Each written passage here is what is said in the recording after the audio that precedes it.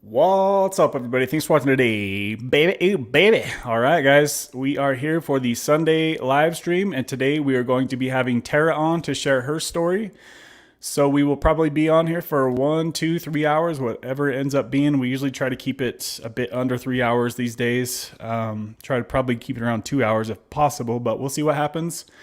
Remember that the live streams are long form shows, guys, so it's not anything that's like quick, get right to the point. We're going to be talking and conversating, talking about what happened in Tara's past and what's going on with her now. So if you have any comments, questions about alcoholism, smoking that 420, you want to talk about Suboxone, Sublocade, Kratom, opiate addiction, any of that stuff interests you, then hang around. We're going to play a song for a few minutes, let some more people roll in here. It looks like we've already got a good group of people in here. So smash that like on the way in, and we'll see you in just a few minutes, guys.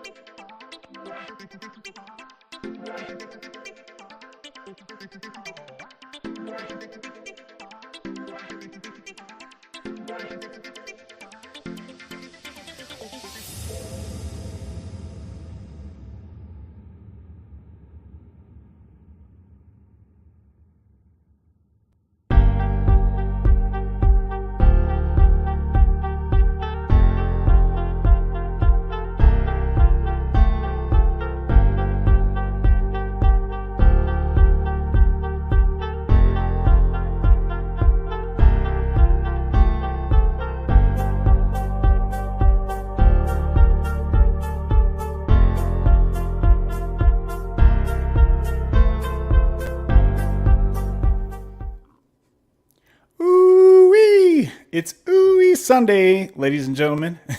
Just kidding. Sorry, I just got done with a leg day, so I'm feeling that energy. A little bit shaky. You know what I mean? How's everybody doing? Looks like we got a lot of people in here already, so that's great. That's awesome.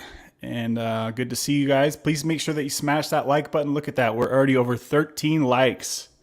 Sorry, we're already at 13 likes. We got 15 people in here already before the stream even begins. So, Tara, I gave you the link. It says device not connected. Are you trying to join, Tara, if you can? Also, Tara, if you see my comment, if you have headphones, try to plug them in. We're going to bring Tara in probably about 10 minutes or so. I just wanted to chat with you guys and see how you guys are all doing. As you guys see the disclaimer across the bottom, it says, disclaimer, I am not a doctor and nothing on this channel is medical advice.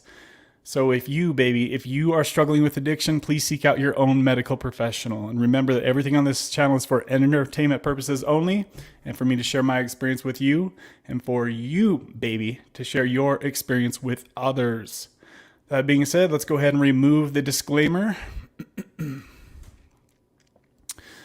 Also, as you see on the stream here, it says, oh, the stream already started, so let's go ahead and change this up. Please be sure and share with us your updates, goals, setbacks, etc. We want to support you on your path to freedom. So if you guys have an update for the week, you know, we do a lot of weekly check-ins. A lot of what this channel is what you guys are going through with your recovery, all right? I don't want this channel just to be about me and what's going on with me. A lot of this channel is about you guys and what you guys are going through. So continue to share with us what's going on with you guys. If you have an update for us, let us know. I see you guys are going off in the comments. So I'm going to take this off the screen. And like I said, guys, we're going to have Tara on to share her story about alcoholism and weed smoking. So if either of those interest you, be sure and hang out for a bit. Let me jump to the comments real quick. But before I do, I need to put up the sponsors of the show, and they will be scrolling across the bottom of the stream for the entirety of the show. Shout out to the sponsors of the week on the cross at the bottom of the screen, baby.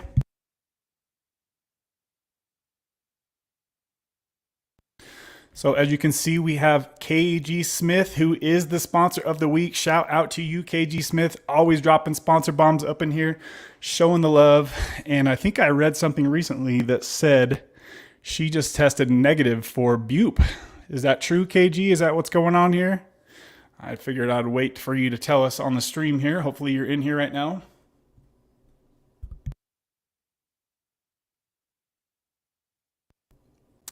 So shout out to KG Smith for being the sponsor of the week. She's dropping sponsor bombs on this channel all the time. Shout out to you, KG, if you're in here. Also, Kimmy B dropping major sponsor bombs. As always, Kimmy B is also a major sponsor of this channel, and I appreciate you, Kimmy B. And Kimmy also made me the, what's it called, guys? The banner for the channel. She made me a banner today. So I appreciate you big time, Kimmy. She's always helping out on this channel in many more ways than one. So shout out to you, Kimmy. I hear that you're sick, so I'm sorry that you're not feeling well. And I hope that you have a speedy recovery. And I appreciate you being up in here, even though you're sick.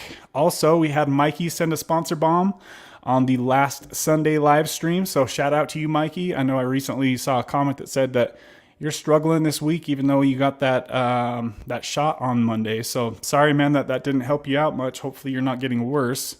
Shout out to you, Mikey, if you see this on the replay crew. Don't forget, go Seahawks. Also, shout out to Jerem. I appreciate Jerem. He's been hooking it up with the sponsor bombs lately as well. So I appreciate you, Jerem. And he usually hops on towards the later end of the stream. So shout out to the 4 of you who found it in your heart to reach out and send a sponsor bomb to the channel this week. I'm going to put some links up on the screen that says if you value this channel and you would like to show your support to help improve content, you can do so at the Venmo or Cashapp links that are on the screen now. I appreciate each and every one of you who have donated or contributed in the past. So also, guys, this channel, these live streams will never be monetized, so you won't have to watch any commercials on here. I know that's a pain in the ass to do that. YouTube doesn't really enjoy content like this. So this is definitely a crowd-funded channel. We'll just call it that. So I can see Tara is chilling in the background. She's got her headphones. So I'm going to, she says, what up? So I'm going to catch up with y'all in the comments and just touch on a few comments before we bring her on. Like I said, guys, give me probably 5 or 10 minutes, Tara, and we'll get you in here. I'm obviously not going to be able to touch on every single one of the comments, guys, because there are so many of you guys going off in the comments today. Looks like we're already up to 18 thumbs up on this. So smash the like. Let's get that baby over 20 real quick. Donna, what's up? Megan, how you doing? Hoonigan, what's up? Foxbat in the house. Who else is in here? Jill, good to see you, Jill. KG Smith is in the house. Early per always. Good to see you, KG. Let's see here. Okay, Tara's in the house. Kimmy B says, don't forget to smash that like button, baby. Thank you, Kimmy, for making that banner for the channel today. I really appreciate you. That would have taken me like 500 years to figure that out. She did it in like 5 minutes. So super shout out to her. I appreciate the love, Kimmy. Thank you, thank you, thank you. Get feeling better, girl. Get feeling better. Also, if you guys didn't know, Kimmy has her own channel. You can see her name right there on the screen. You can either click on it through the link right here on the screen, I think you can do, or you can just type in her YouTube channel name, which is Kimmy BBB. Yeah. So go check out her channel. She has documented her Suboxone withdrawal, so make sure that you guys go check it out. Check it out. Shout out to you, Kimmy B. Baby. Who else is up in here? Who else is up in here? Scrolling. Foxbat in the house. We're happy you made it in here today too, Fox. Good to see you, buddy. Who else is in here? All right, scrolling. Keep these doggies scrolling. Yeah, I agree. Tara says, I hope the tech works for us this time. Yeah, we tried doing this last weekend and there was just way too many things that were saying not to do it. So we didn't do it last Sunday. We were supposed to, but we didn't do that. But she's laughing. She had an earthquake and I had like a million different things going on. Izzy was really sick. So I just didn't want that to interrupt with the question and answers. So let's see here. So Kimmy put a link to my clarity.fm. If anybody needs to have a private conversation with me, you can do so at whatever time and date you choose. And she posted the link to that. Shout out to the people that I have spoken with on Clarity. Thank you, Kimmy. So Clay says, hey buddy, down to 6 milligrams of Subutex. Would you recommend starting with 300 or 100 milligrams Sublocade? So that's like kind of right there in the teeter zone. You could probably go either way, but honestly, I would probably, if your doctor's willing to do so, I would probably order the 300 and maybe squirt some of it out, try to get you down to about 200 milligrams. Otherwise, just go with the 300. If your doctor doesn't want to mess with it, just start off with the 300. Maybe bump your dose up to 8 milligrams a few days before you go in, something like that. I think in the end result, Clay, it's not going to really matter a whole lot. It's just going to matter mostly how your first couple of days of transition will be. So that's what I would say. Hopefully that answers your question, my friend. Jill is in the house. All right, scrolling. Marky Rizzo in here early today. I appreciate you being up in here, Marky. Shout out to you, brother. Damn, you guys are going off in the comments. Woo! Okay, let's see, scrolling.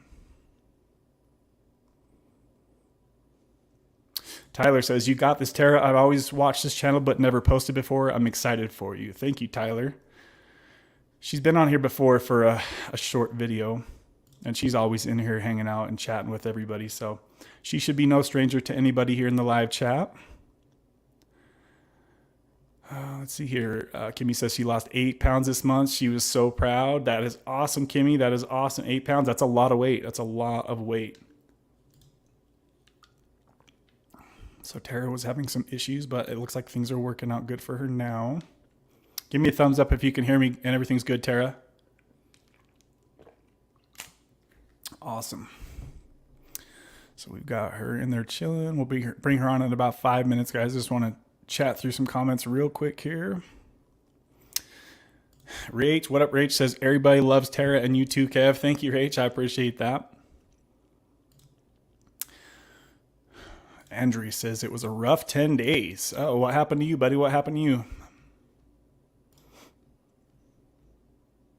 Sounds like he did some cold turkey stuff, I think.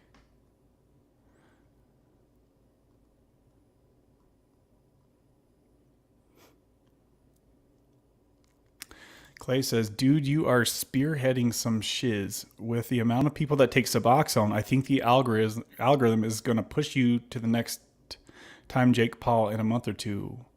Worrying about I gotta go be real. I'm not sure who that comment was to or what. I don't understand that at all. Shout out to you though, Clay.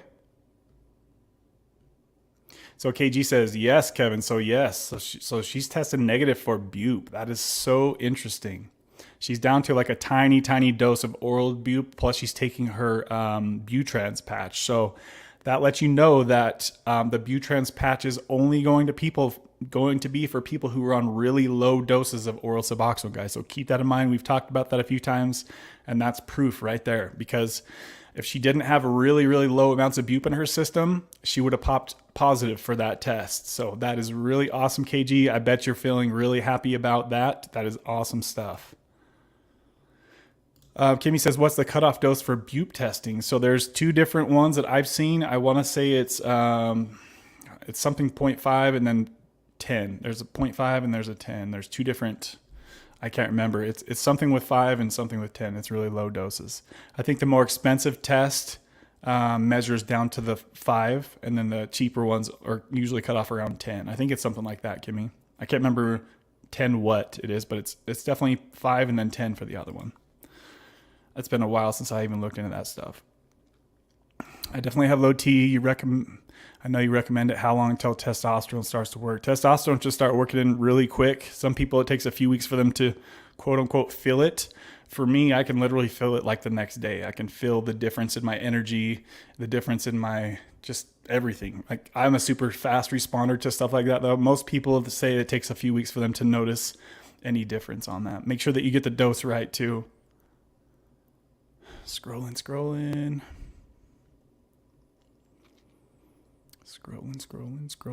Rachel says, is Izzy okay now? Yes, Izzy is doing great, guys. Thank you for everyone who sent prayers and good vibes her way. She is doing really, really well right now, guys.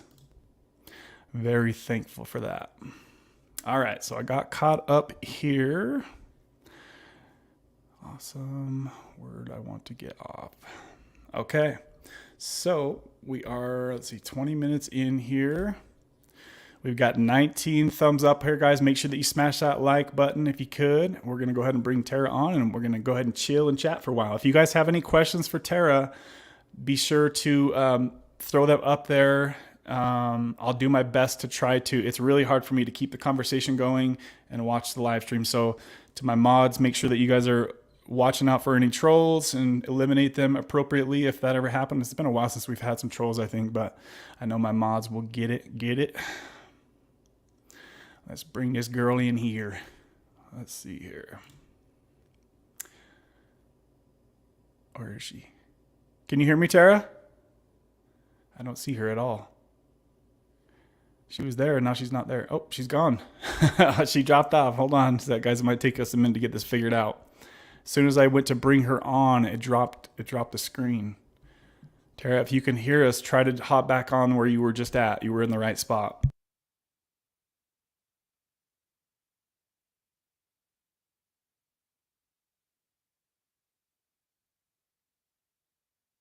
It looks like she's trying to connect again right now. I don't see her yet. All right, she's giving me the thumbs up. Let's give this a try again. Let's see here. Hey, girl, hey. Can you hear me okay? Hi, how are you? How you doing? I can hear you. Can you hear me? Yeah, it seems like I'm there's a okay, little bit thanks. of Can you hear me okay? there's a little bit of delay on the video and audio. Can you turn your screen to the left to get on the wide mode? Yes. Are you Give on a me phone? a second. Okay. I am, yeah. For some reason, my camera on my laptop didn't want to connect. I tried to adjust the settings and it just for me. Okay. So right on, that worked. You know what? I'm wondering if it might be the network that I'm connected to right now. I could try to connect to a different network. It might increase or it might improve the quality of the signal if you want me Okay. to try that. If not, we can just roll with what we've got. Can you try that while we're going right now, or do you have to dip out and then come back? Can you hear me? Yeah, Tara, try that because there's definitely a huge lag in there. I don't even know if you can hear me anymore, but she's really frozen up on here. See if you can switch that to the other one.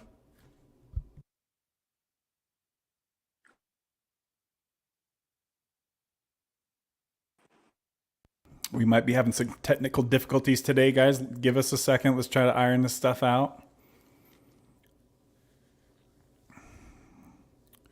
Brandon, what's up, Brandon? Good to see you, buddy. And Marky says, ta-da. So Brandon says, hey, Tara. Hey, Tara. Fox says, hey, Tara. Jill says, yeah. So let's see. Clay says, not looking to stay in it, bro. I'm ready. Been on it too long. So are you talking about testosterone, or are you talking about Suboxone, or what are you talking about, Clay?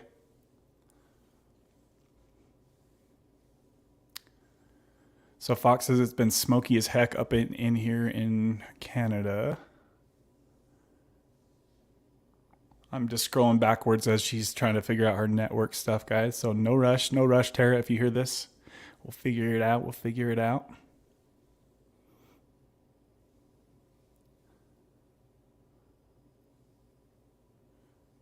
Rachel says, what kind of shake are you drinking, Kev? Marky knows what's up.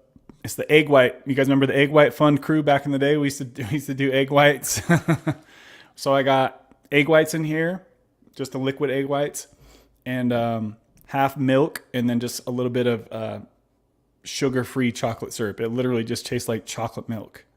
I love that. I go through like 5 cartons of egg whites every week, and I love them. Especially right after a workout. Try to get that protein in the muscles as soon as possible. I replenish those babies. And it tastes great too. Like if I gave this to somebody and they didn't know what it was, they would have no idea there was egg whites in here. Absolutely no way.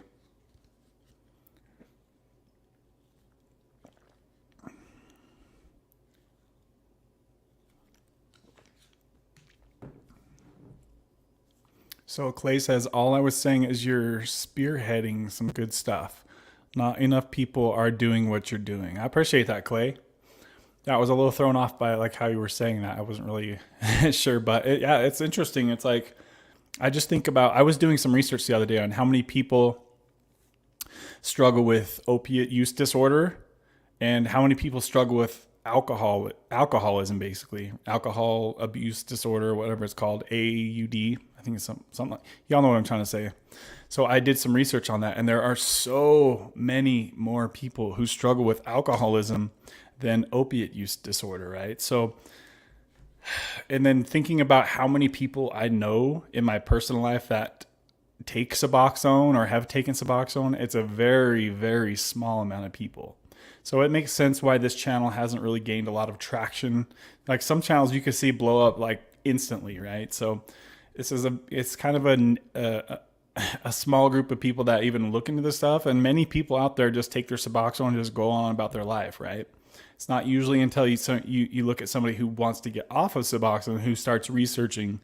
But yeah, it's a much more small amount of people who struggle with the stuff that we talk about here. So yeah, it's very interesting, and that matches how it is for me in my personal life and the people that I know. How many more people struggle with alcohol than struggle with, taking Suboxone or taking opiates? It's a much different amount of people for sure. Is that how it is for you guys too? And that's why it's so hard to be able to relate to somebody in your actual real life, right? Because unless you're born into a family of opiate addicts, it's pretty rare, all things considered, to go down that road and then go into recovery and get on Suboxone, right? So all things speaking, it's pretty rare as far as how my experience has been anyway. I don't know if you guys can relate to that or not. I think Tara's still working on her connection. I haven't seen her pop back in here. Make sure you guys smash the like. We've got that baby over 22. We need to get that puppy up to 25 real quick. So if you haven't yet smashed the like button, we've got 17 whoppers in here, 17 ladies and gentlemen in here chilling on a Sunday live stream. I think she's probably going to reboot her computer. That's probably what she's going to do here.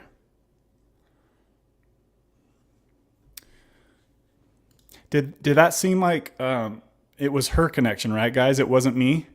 Can anybody clarify that? Because it seemed everything was fine on my end, but her end, it seemed like it was really stopping up. Let's see. She said she wants me to post the link again. Let's see here. Invite. I'm going to post it again, Tara, just a moment here. Paste. All right. Here's the link for you, Tara.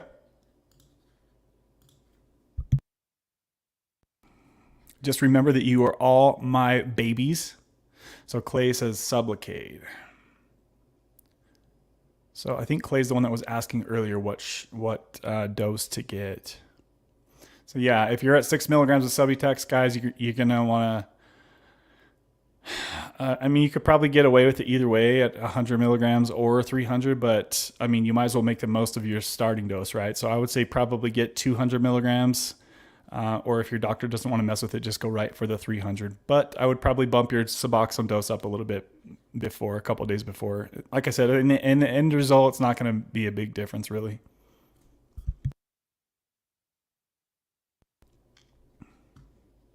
We had the craziest thunderstorm last night, guys. 4:30 in the morning. It sounded like my roof was about to blow right off the top. It scared the heck out of me. And it was going for like a good hour, too. That storm was so damn loud. All right, let's jump to some more comments. So Kimmy says just laggy. So let's see. It was her, not you. Okay, so it was hers. All right. So I was just trying to make sure it wasn't mine that was being glitchy. So it was hers.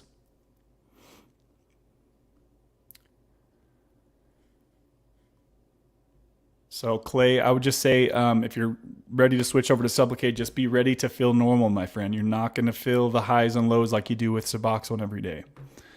Whatever the sensation is that you feel once your Suboxone kicks in after an hour or two, that goes away once you're on Sublocade. So don't let it freak you out. I feel like that's the thing that throws people off is they think that they're into withdrawal just because they don't feel their dose kick in, because you don't have a dose, right? It's just constantly always giving you a small amount. So that's the easiest thing that I can tell anybody who's thinking about switching over to Sublocade is that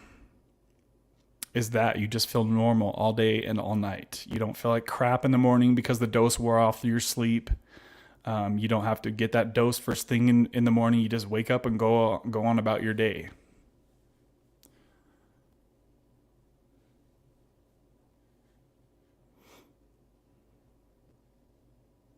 Obviously, also, if you haven't heard me say this before, Clay, and we got 20 people in here, guys, smash the like. So it's, if you're looking to detox off, like Clay says here, the fastest way to get off of bupe is to stop taking it, right? And just go through the withdrawal. But many people find out the hard way that that's much easier said than done. That being said, some people can cold turkey off. So it might be worth a try to do that. If you've already tried that a few times and that didn't work, then you could try tapering. Spend a good 6 months, 12 months to taper yourself off of that 6 milligrams. If you tried that and that didn't work, then you might want to consider Sublocade. Also, another thing too is Brixadi will be on the market here, guys, probably within the next month or two, and it should be a much cheaper alternative to Sublocade if your insurance is not wanting to pay for Sublocade. Also, they're going to have a much more different amount of doses that will be more beneficial for people, especially starting out. It won't be such a all or nothing type of deal. You can kind of adjust the doses a lot better with Brixadi.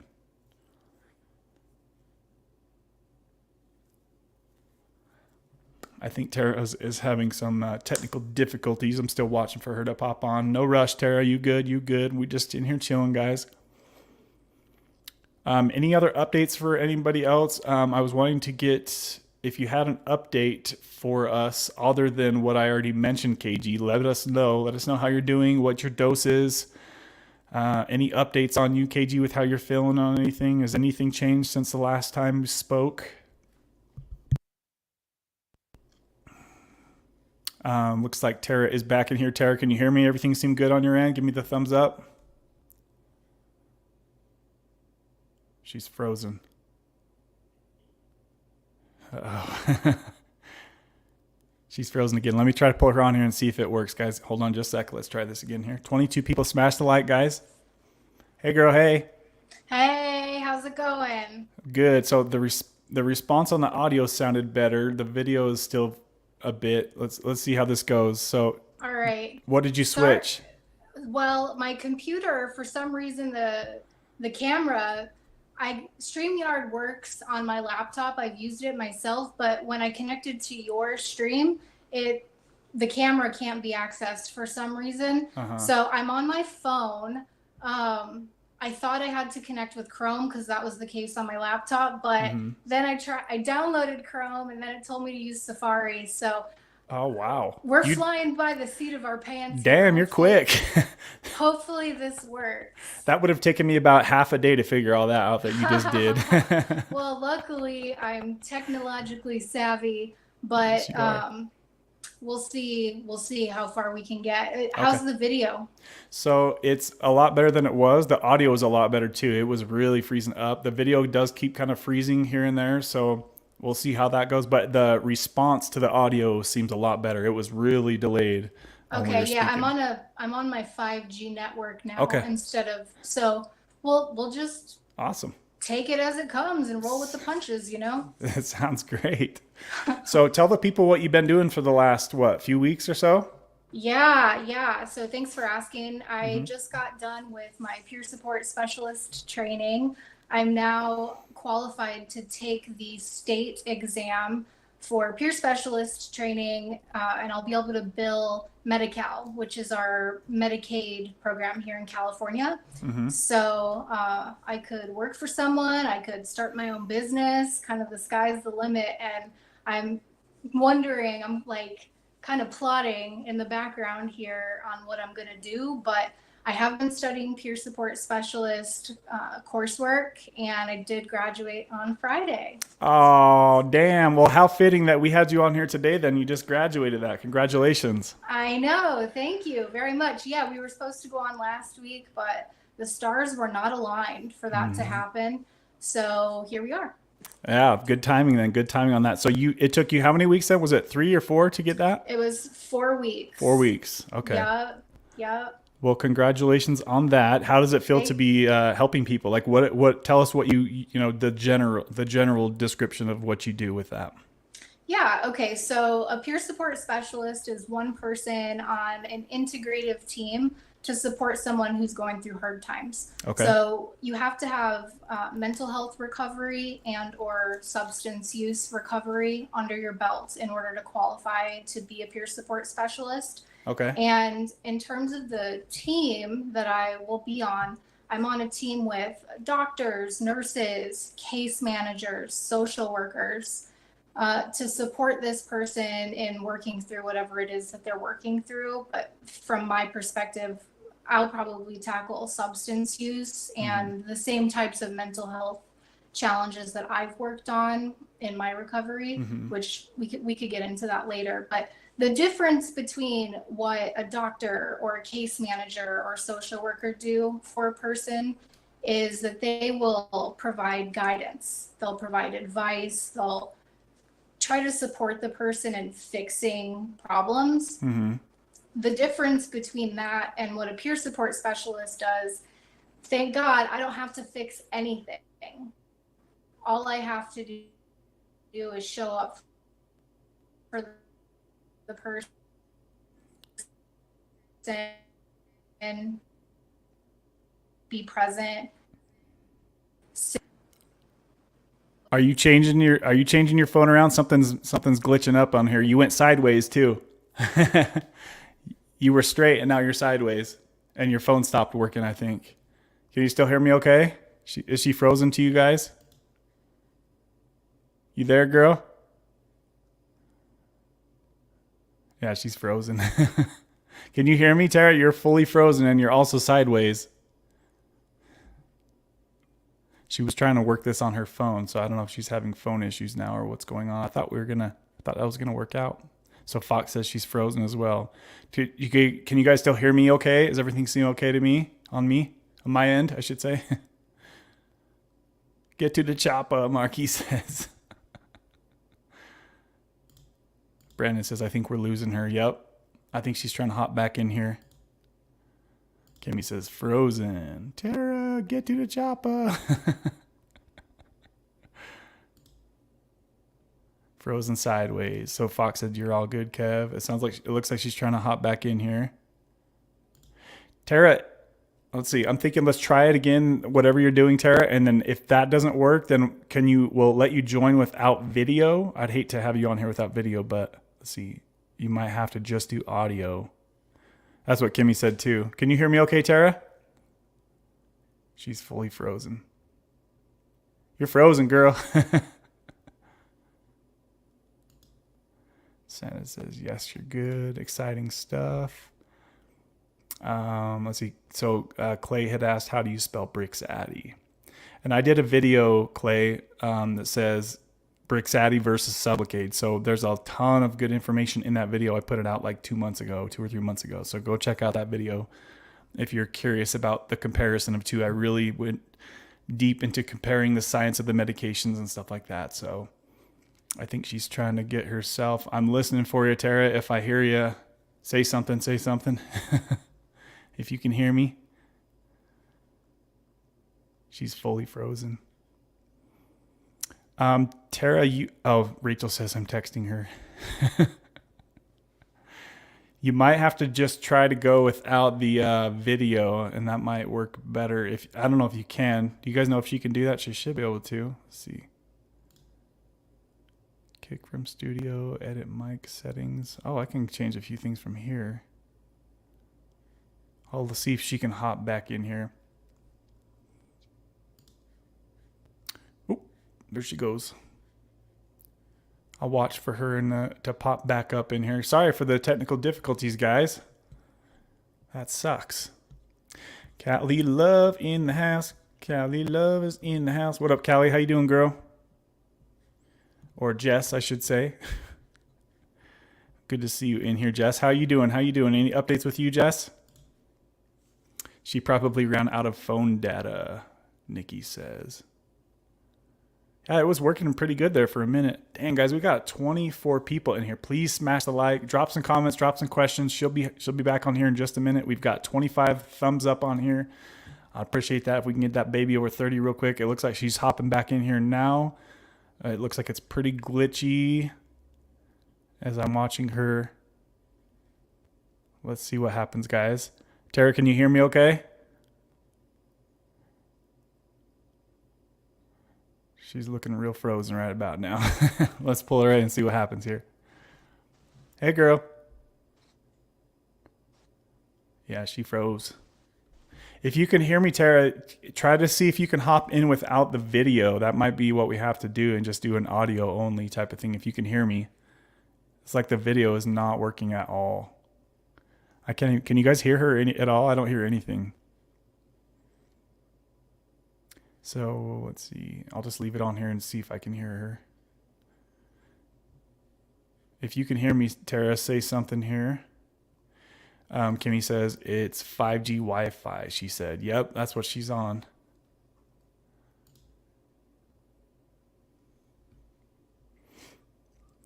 So who else is up in here, guys? If you're in here just ghost watching, say hello. Say hello. Brandon, how you doing, buddy? How you doing? What's an update on you?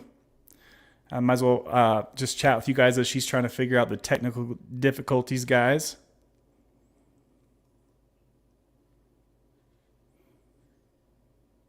Sometimes this stuff happens, as you all know. Sometimes this stuff happens. KG says, hey, Callie. Hey, Callie. KG, I didn't see your response to my question. If you heard what I said earlier, or maybe you responded. Let me zoom back up. Is there any other updates with your dosing or anything, KG? Let us know. Please let us know. How are you feeling? How you doing? What's the dose? So it kind of reminds me of when Mama Deb, speaking of her, I haven't seen her for a long time. Mama Deb, where you at, girl? Where you at? I know you out there living your life, but we miss you around here. Oh, she just totally fell off there. We miss you, Mama Deb, and we hope that you're all doing well out there.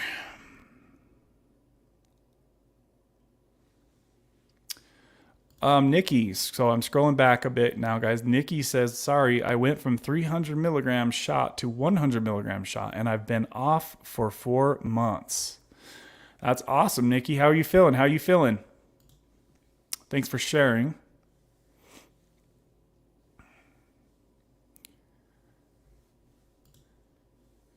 It looks like Tara is trying to join. I think she's maybe just joining with audio only. So let's see if we can hear her. Hold on a sec here. Try this again here. Hey, girl. I hear some birds. Can you hear me?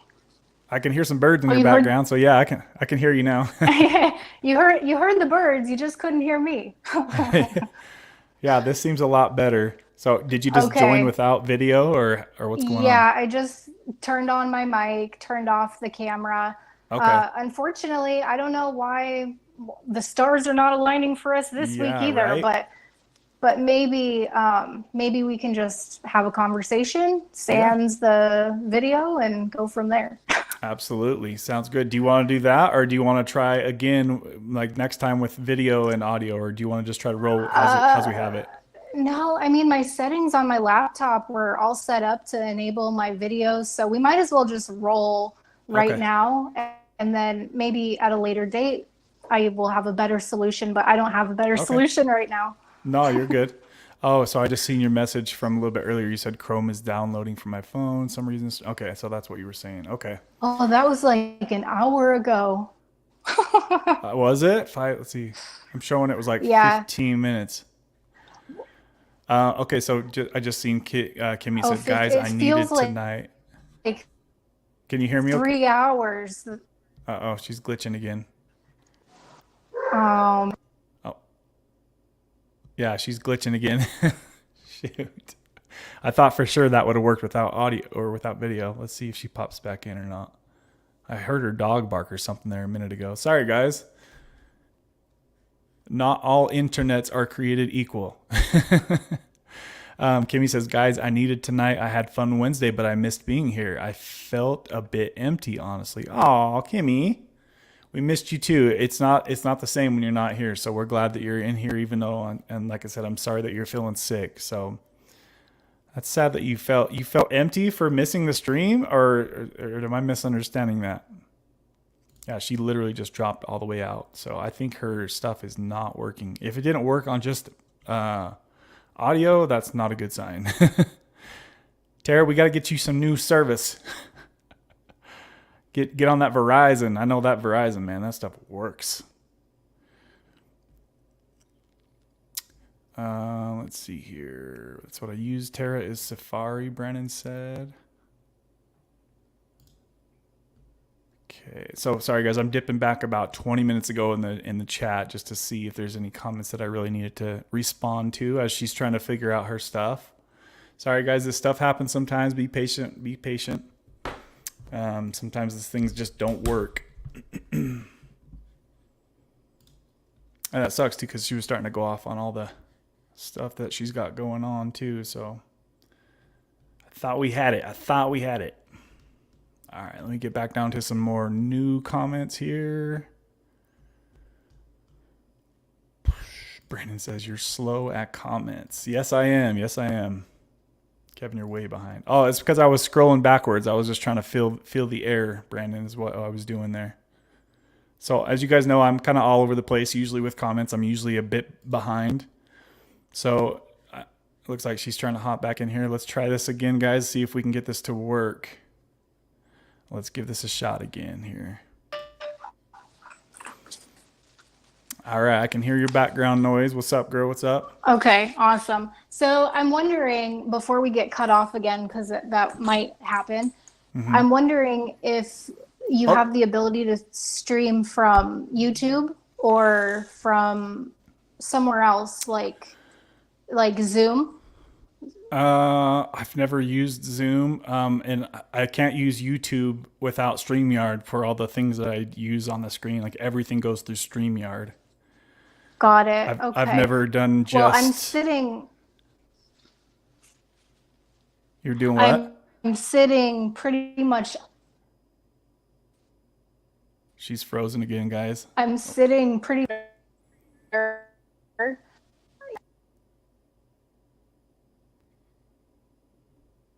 You guys hear her? I don't hear anything. She dropped out again. Dang it. Tara, you're gone, girl. Where you at? Oh. Yeah, she's totally... I don't even hear anything, guys. Sorry about that, guys. Sorry about that. She's not even there. Do you guys hear anything at all? I don't hear anything at all.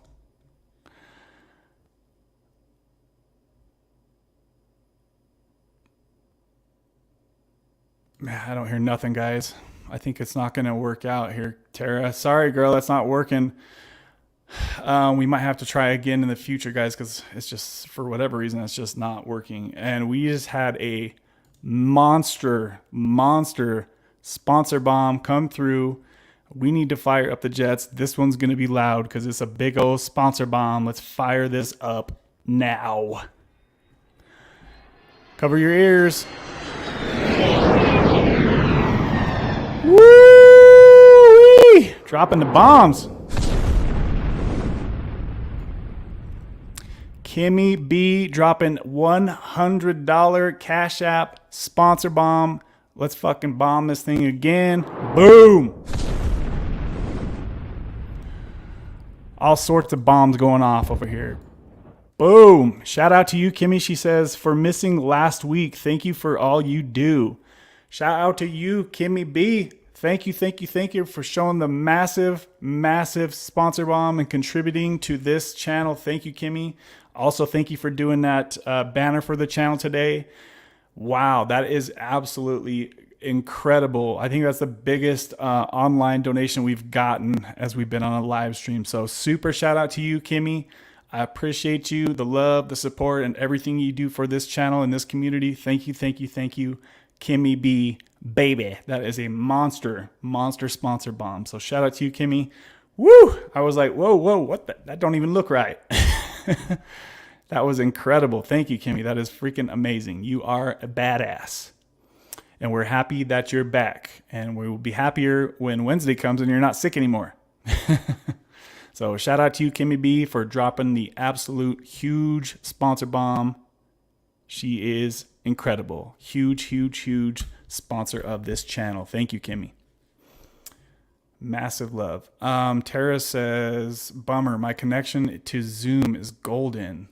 Maybe we can try that at a later date. So sorry, everyone. Damn. Yeah, that sucks, Tara. I thought for sure the audio only would work. But even then, I kind of felt bad, though, because, you know, not having you on here when you're such a big part of this channel, it sucks to not have your face on here. So we'll figure it out. We'll get it up. We'll get her on here sometime soon, guys. We might have to do some kind of like pre-test or something, Tara, to make sure that that works. We'll figure something out and we'll figure it away. I'm not sure if I can get Zoom to go through StreamYard or how that would even work. You'd probably would be able to figure that out better than I could. Kimmy, do you know if that would work?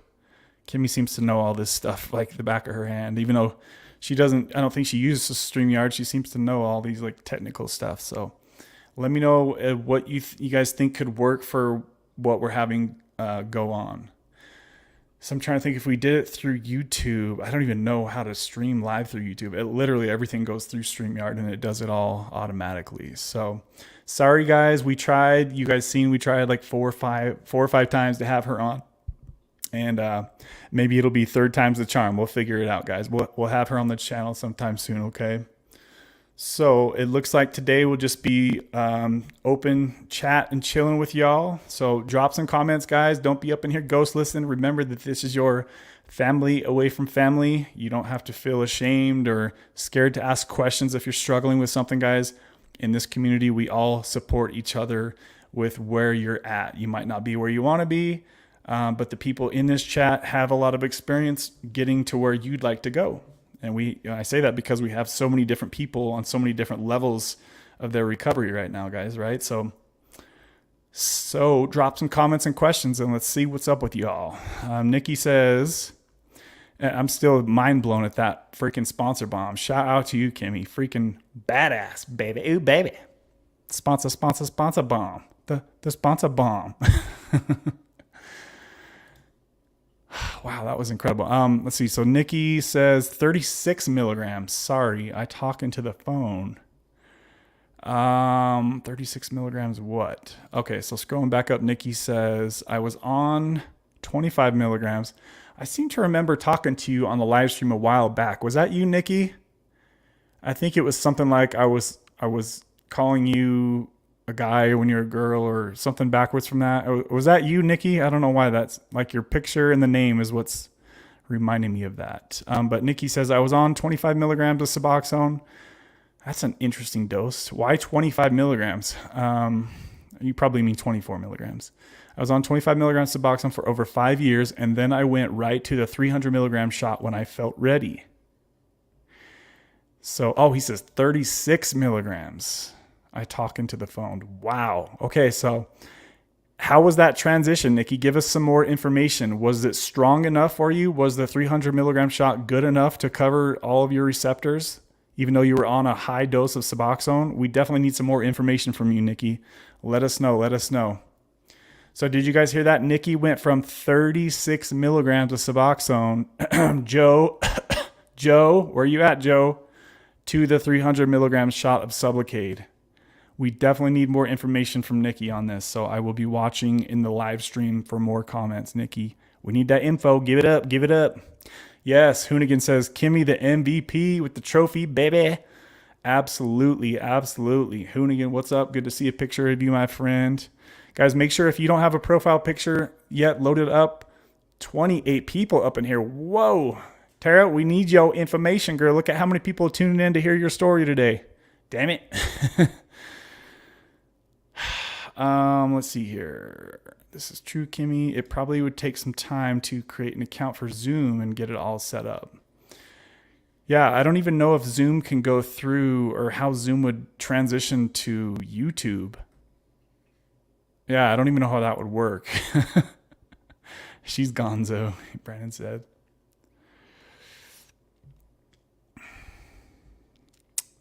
Let's see here. So Clay was asking Nikki, how long were you on subs? You can probably do Zoom to StreamYard. Okay. Yeah, I might have to look into that.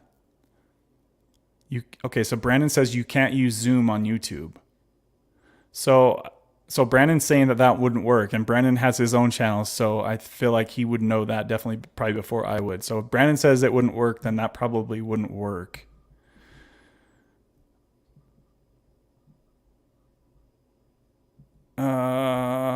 Cameron, that's a very interesting comment. Thank you for that. Apparently I'm feeling myself.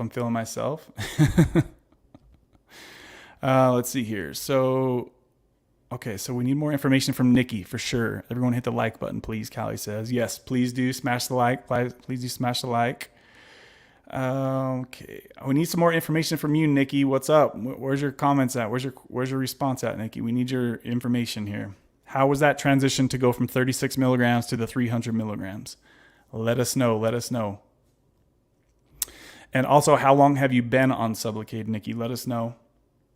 Tara says, I feel embarrassed. You're good, Tara. This shit happens all the time. It happens all the time.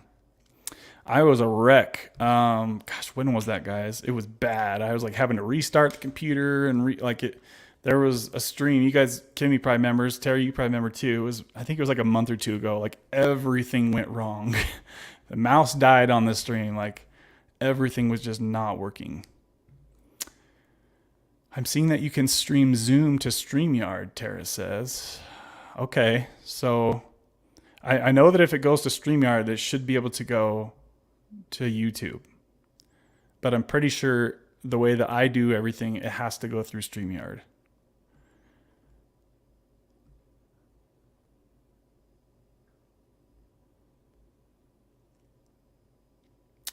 So it looks like I'm hanging out around 10 minutes ago in the comments, guys. And I'm going to scroll up to the new comments, and then I'm going to keep scrolling backwards. I'm doing it a little bit different today here. Looks like we've got 27 people in here, 32 likes. Let's get that baby over 35 real quick. If you're just stopping in here and you forgot to smash that thing that looks like this, just smash it real quick. We'll get that baby over 35, and that should have some more people find this information. There we go. There we go. We see 33. Do we got 34? Do we got 34? Do we got 34 likes on the stream? Do we got them? Let's see here.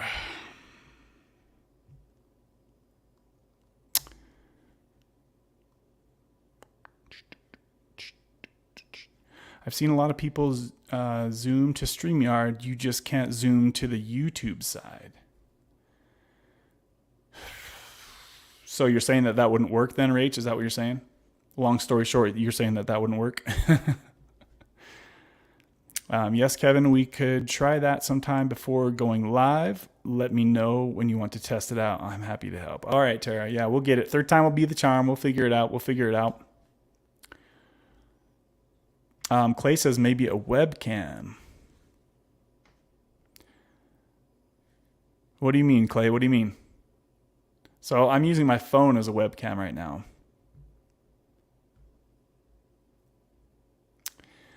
Jill says 6+ years. Tara says, I'm so sorry. I really want to connect with you all. It will happen. Just got to figure out the tech. Yeah, we'll figure it out, guys, for sure. Absolutely. We definitely got to have her on because obviously a lot of people tuning in today because they wanted to hear, her story. So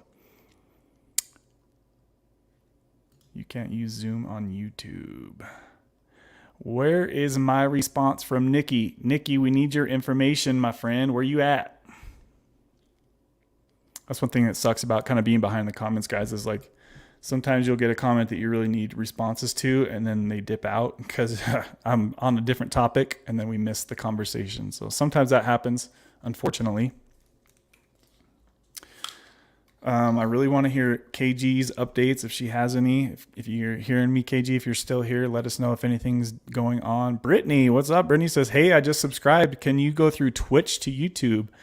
Brittany, I remember seeing I've seen you quite a bit on Nicole's channel, right? Didn't you do a story on her channel about your journey? I'm pretty sure that was you, right, Brittany? I recognize your profile picture with that long blonde hair.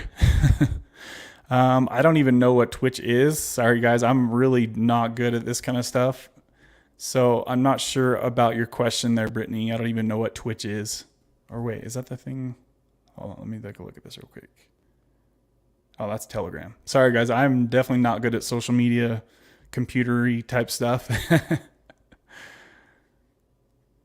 Hoonigan says, you've inspired me to start making videos about this journey as well. I wish I would have started sooner when I finally got clean and finally got out of the South Florida shuffle. Awesome. So do you have videos on that channel or what? On the Hoonigan channel or what's your channel name? If you want to share it, we'll try to send some people over to support you, my friend. Awesome stuff, guys. If you guys start your own YouTube channel, please let us know so we can send some support your way and at least get you a few subscribers, get the ball rolling for you. Because I definitely love to support you guys. You guys are always supporting me and watching my content. I definitely would like to watch yours and try to follow your journey as good as I can. I'm not on YouTube nearly as much as I used to be. As you guys see, I don't really respond to comments a lot anymore. And I've been kind of slacking as far as like posting shorter videos, but we'll see what happens with that. It just takes so much time to do all that stuff. You guys know I do the live streams twice a week, every week. So I feel like people get more value out of the responses online rather than just, going through and responding to little comments here and there. So that's why I try to make sure I hit on everybody's comment on the live stream if possible. Israel back in the house. What up? What up? It says, hi guys. Being in the lives has been helpful and motivating. Thank you. I appreciate that. I know that you were thinking about the Sublocade. You've been you've been pretty active up in here lately. So I appreciate the consistency, Israel. Is there any update on you? You were the one that was considering Sublocade, right? Did you look into that more? Are you doing it? What's the update with you, my friend? Let us know. And we're glad that it's helpful and motivating being up in here and chatting with like-minded people. So Rachel says, Nikki, how long did you stay on the 300 milligram shot? And that reminds me, somebody had posted a comment recently. Let me see if I can pull it up real quick. I wanted to kind of respond to it on the live. I don't know if I can find it.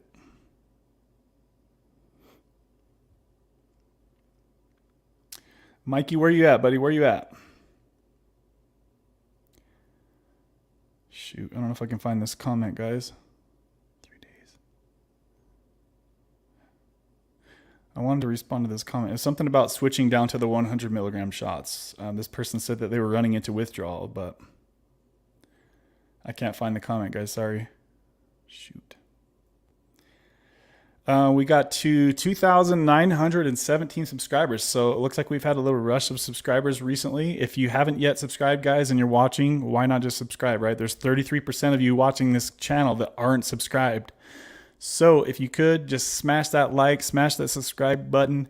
We ain't going anywhere. We'll be here talking about this stuff, hopefully for years to come, right? I know a lot of people look forward to just getting on here and chatting and listening to what other people are going through. And there's a huge variety of things that people watching this are going through, and it's always going to be changing. You see that people come and then people go. Like people leave this group, and then there's like a new group of people that roll in. So it's very interesting to see people go and then see new people come. It's just a constant rotation of people pretty much. But I appreciate the people that rock with me, consistently, and then they keep coming back, watching and commenting. I appreciate you guys big time. My normies, y'all know that I get to know you guys a lot better when I see you and I hear what you guys are going through. It doesn't have to just be about Suboxone or Sublocade. Just hearing you guys and get to knowing what you guys are going through in your personal life, it's interesting, and I enjoy getting to know you guys. So I appreciate you guys, babies. Clay says, I lived that South Florida shuffle for years. It's everywhere now. So Clay, I'm assuming you're talking about fentanyl. Is that what you mean? Is that what you mean by that? Let me see if I can switch this. I really wish Nikki was still in here. I think Nikki left. Let me refresh this. Okay, pause. There's some back feedback. All right.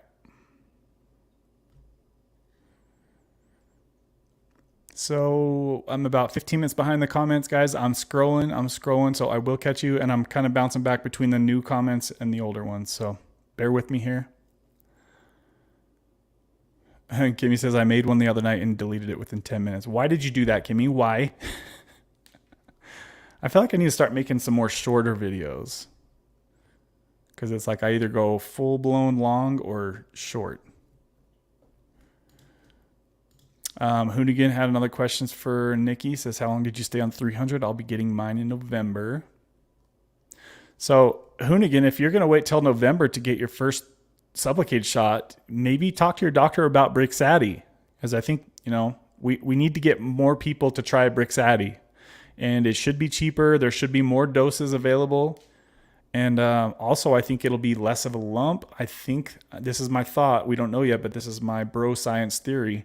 Since it's a physically smaller shot, I would think that it would burn less, but that's just my bro science. And also, it would be less of a little bump on your stomach, because with a 300 milligram shot, guys, it's going to look like there's a little marble under your skin, especially if you're skinny. The skinnier you are, the more you're going to physically see the Sublocade shot in your stomach. If you've got pretty high body fat, that can usually help hide it quite a bit. But the skinnier you are and the bigger the shot that you get, the more you're going to notice it. So if you're self-conscious about having a little marble under your skin, like to the side of your belly button, that's what it's going to look like if you get the 300 milligram shot. So I'm really interested, Hoonigan, what your thoughts are on what I just said about Brixadi. Because by November, Brixadi will be on the market, and it'll be like the new and improved version of Sublocade. That's my thoughts. Don't quote me on that, but that's my thoughts of what's going to happen.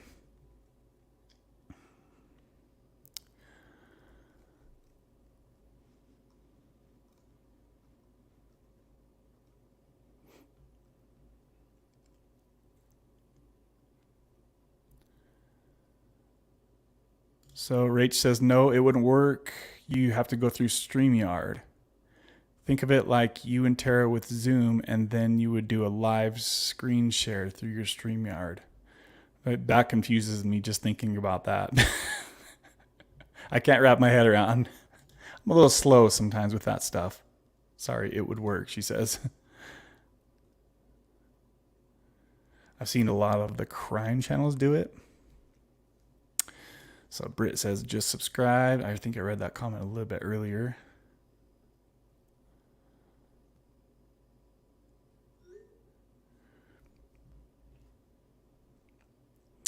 So Hoonigan says, I have a question for everyone. When first starting on the shot while being on 6 milligrams, would the 300 milligram be too much, or is that pretty standard? So the standard is anything over 8 milligrams, you go right to the 300 milligram shot.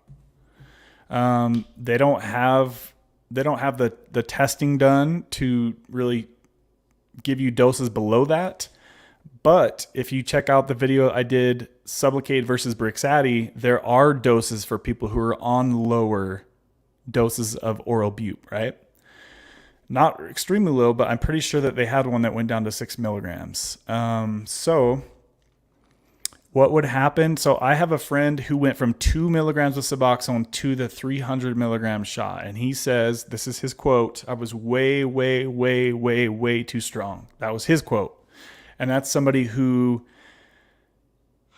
had no problem being overly medicated, right? So he did it though, right? He did it, but he just felt way over medicated for like the first week or two. And then he normalized from there. So kind of probably not the funnest experience unless you like to be over medicated. And if that's the case, then you probably don't want to be on Sublocade, because once you get leveled out and stabled out on Sublocade, then you just feel normal, guys. You don't really feel it anymore. So like I said, though, if you're absolutely dead set on the 300 milligram shot, then I would bump your dose up to probably 8 milligrams before you go in. Like I said, though, all things considered, it's really not going to make a huge bit of difference. It's just going to be your first few days, how you're going to feel the first few days. So Hoonigan now says 4 milligrams. So now you're starting to get a little bit, more in the different ball range. If you're on 4 milligrams, probably best to start off with the 100 milligram shot. Or like you guys seen what I did, I went from 4 milligrams to 150 milligrams. And how I got 150 milligrams was my doctor ordered the 300 milligram shot and squirted half of it out and then gave me the rest. It's that simple. There's no like mixtures or anything crazy going on. It's literally just this much of the shot is 300 milligrams and this shot is 150 and this shot is 100.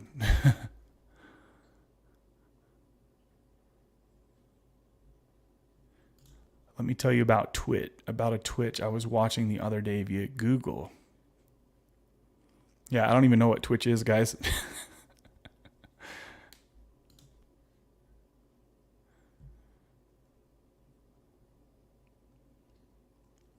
So Tara says Zoom to StreamYard, then StreamYard to YouTube. I mean, as long as it could get to StreamYard, it should push it through to YouTube. I'm pretty sure. Looks feasible. Just no direct Zoom to YouTube. StreamYard is the middleman person. Yeah, as long as it goes to StreamYard, it should definitely go to YouTube. I'm pretty sure.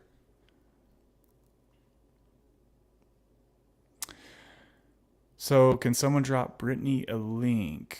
I drop her a link to what, Brandon? Is she still in here?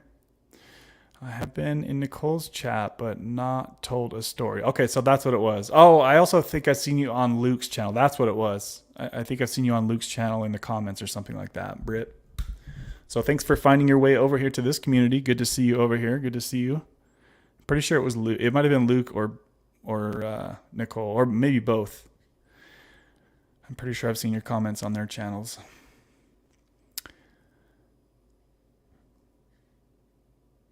I was minding my business, watching someone play Animal Crossing in Twitch. Then her boyfriend walked in and turned into a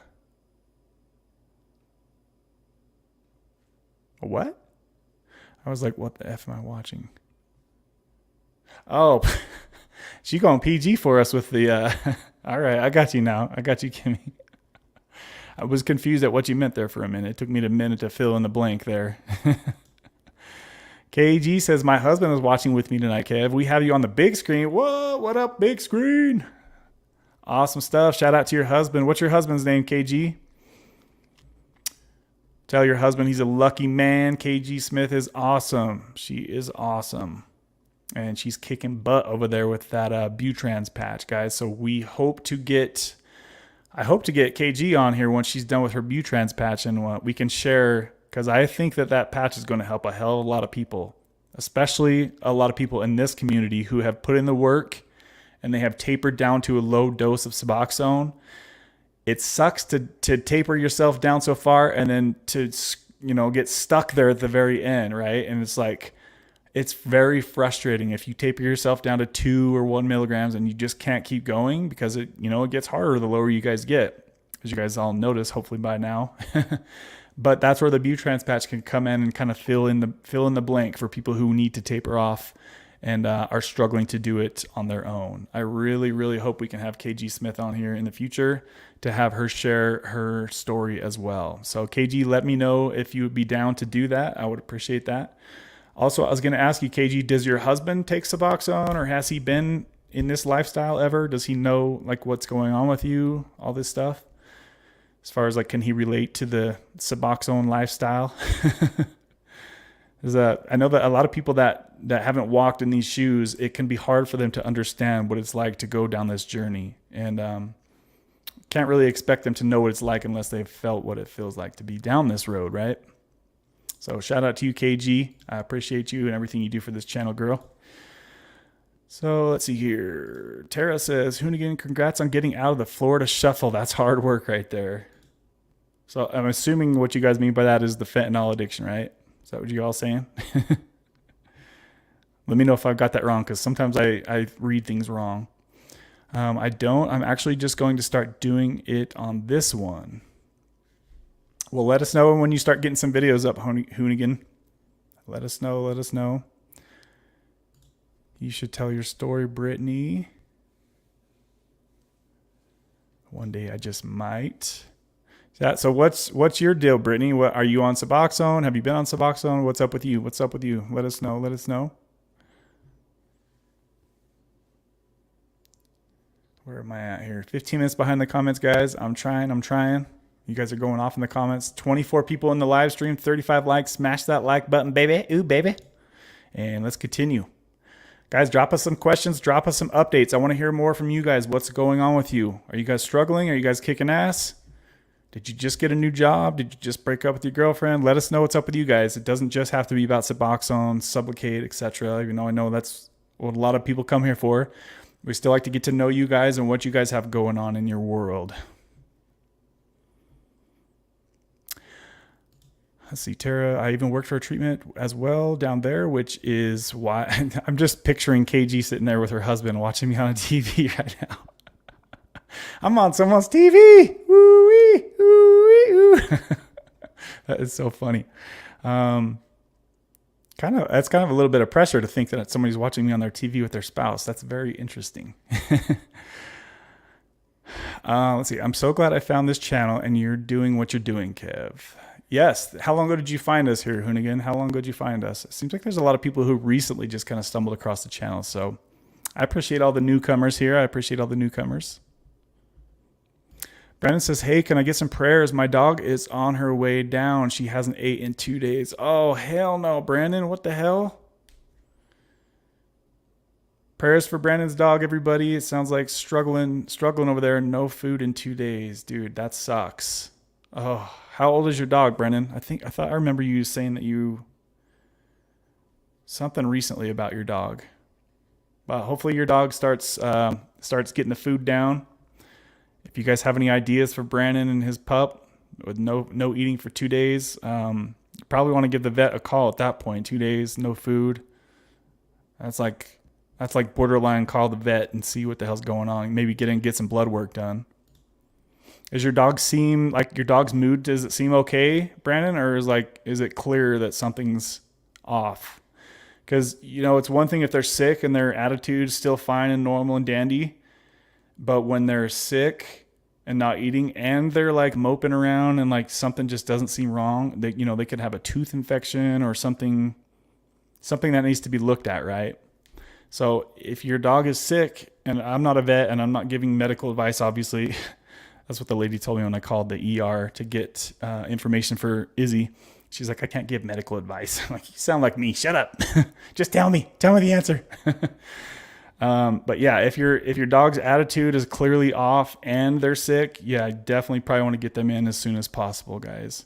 Don't let those little furry fluffies suffer. They might, it might be something that we don't know that the vet can figure out really easily. So I know not everybody has the money to take their animal in like that, and that's sad. If you're in that position, I really hope that's not the position that anybody's in with their animals, because it sucks to see your little furry people struggling, guys. It's heartbreaking. It really is. You guys can see.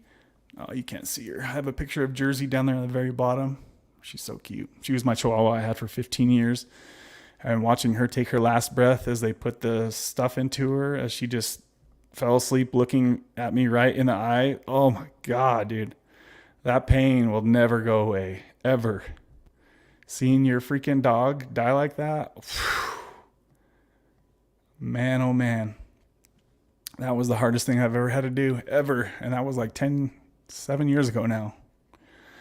I don't wish that on anybody. Anyways, I don't want to get too sad here. Brandon says, and she is 16 years old. That's how old my Chihuahua is, man, or was. So I know that when they start to get older like that, things can start to get rough. So I'm sorry, Brandon, man. I hope things start to look up, my friend.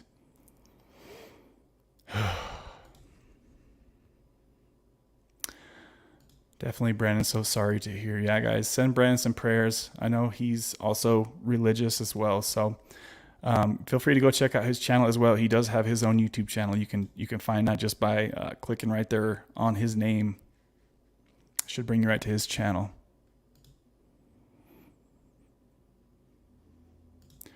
Oh yeah, Kimmy's going right where I went. Has she seen the vet? Way to put in the effort, Tara says. The destigmatization, hopefully I read that right, on Subutex really needs to go away.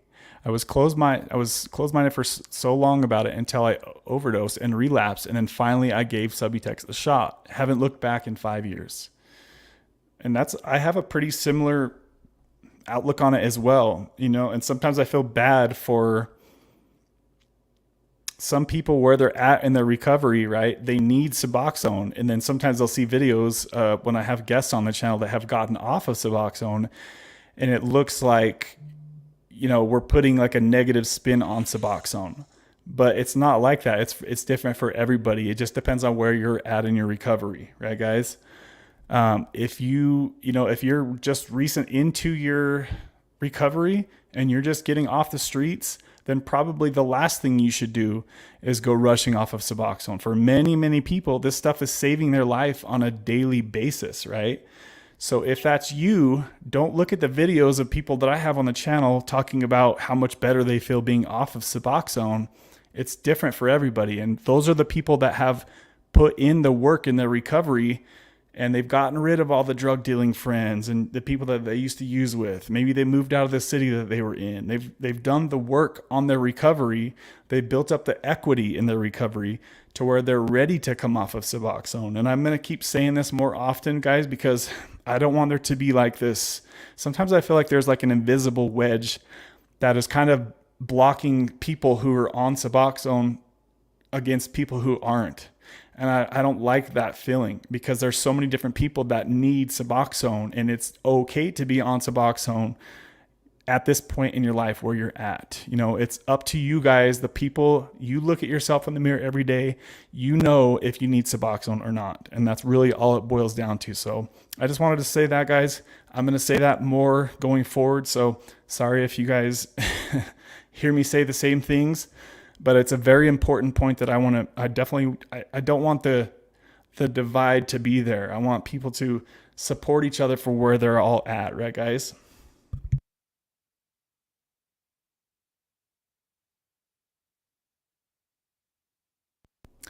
And sorry for going off on that. It's just something that I like to talk about from time to time. And we just had another huge sponsor bomb come through here. You already know who it is. KG Smith in the house, dropping the bomb once again. Let's fire it up. Woo! Oh boy. Dropping bombs. Boom. Shout out to KG Smith and her husband watching up. Let's watch that back in instant replay. They are watching us on the big screen. Shout out to her. I don't think she said what her husband's name is. If she did, I will get to it. Shout out to you, KG Smith, for the amazing $50 sponsorship. Dropping the sponsor bomb. Once again, KG Smith and her hubby are chilling like a villain. Shout out to you. She says, you're the best, Kev. Thank you, KG. I appreciate that. And we are really happy to hear that the Butrans patch is making a difference for you, as I knew it would. I remember, guys, I'll never forget that I was talking about her situation and she was wanting to do the Sublocade shot. And I was like, no, she needs to try the Butrans. And so she reached out to the right people that could get her on the right track. And that person apparently agreed and they got her on Butrans. And remember, guys, that I'm not a doctor and I don't give medical advice. I can just say what I would do in certain situations pretty much, right? So if I was in her shoes, knowing what I know about all the things that I've done over the years, Butrans was the route for her, and she is killing it right now with the Butrans patch, guys. Awesome, awesome stuff, and I'm so happy for her, and things are going well for her as well. So great stuff, and hopefully, like I said, we can have her on the channel in the future to share her story with the Butrans patch and her previous use before Butrans, right? Where am I at here? Shout out to you, KG. I appreciate the love, girl. Thank you. I really do appreciate you big time. And what is going on here? My phone's vibrating at me. Damn, we got another sponsor bomb, guys. You guys showing the love up in the house today. You guys are showing the love. Brandon dropping the sponsor bomb, guys. Let's fire this jet up. You know how we do it around here. Fly this puppy hard. Let's fly it. Showing the love, baby. What? I don't have the big bomb anymore. Boom. So I'm going to have to bomb this one off a couple times. Shout out to you, Brandon. I appreciate the love, Brandon. I really hope that things start to look up for you, my friend. And what the heck? Where did the sponsor bomb go? I just lost the sponsor bomb. It's gone. Come on, StreamYard. What are you doing to me, baby? Ew, baby. Sorry, guys. I lost the bomb. It's gone. That's very interesting. Oh, there it is. I moved it. Boom. Shout out to you, Brandon. Showing the love, my friend. Shout out to you, my buddy. Shout out to you guys. Make sure that you go check out Brandon's channel. As you see, it's right there on the screen.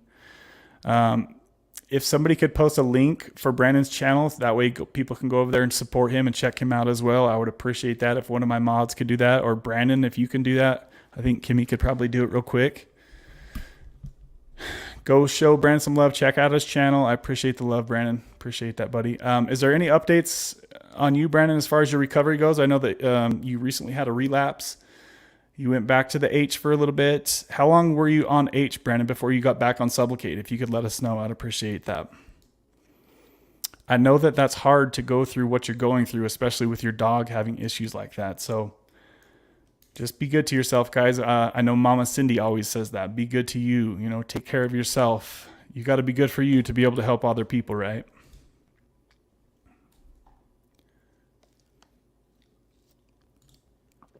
Clay says she just need better equipment. Are you talking about from Tara or what, Clay?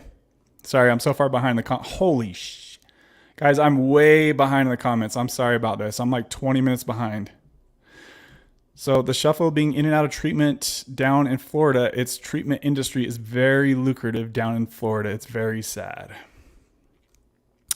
Kimmy B says, guys, going back to my beloved red hair next month. No more purple. You better get some videos cranking then. We want to see that red hair. I wish I had some hair to dye. Must be nice.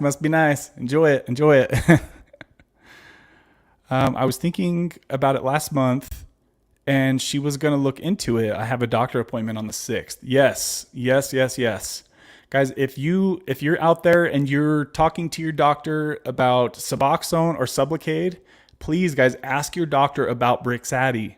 This shit is coming, and it's going to make a huge difference for a lot of people. So I need you guys to do this and ask your doctor if they can get any information about Brixadi. I really want to know when it's going to actually be in the doctor's hands and be able to be prescribed to you folks.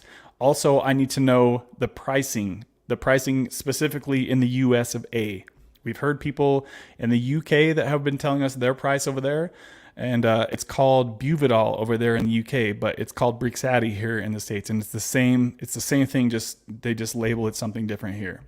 So if you guys have an appointment with your mat doctor or counselor or whatever you guys are doing, please ask them if they've heard about Brixadi and let us know on this channel, okay? I'm going to try to do better at catching up to y'all. There's a lot of people in here today. 20 people in here, 35 likes. Smash the like, please. Let's get that baby over 40 real quick. I know we could do it. Really having a good time hanging out with you guys today. Lots of good comments. I really wish we could have had Tara on, but we tried, guys. We tried. We'll have her on in the future. I know that some people are going to be like, where the hell's Tara at?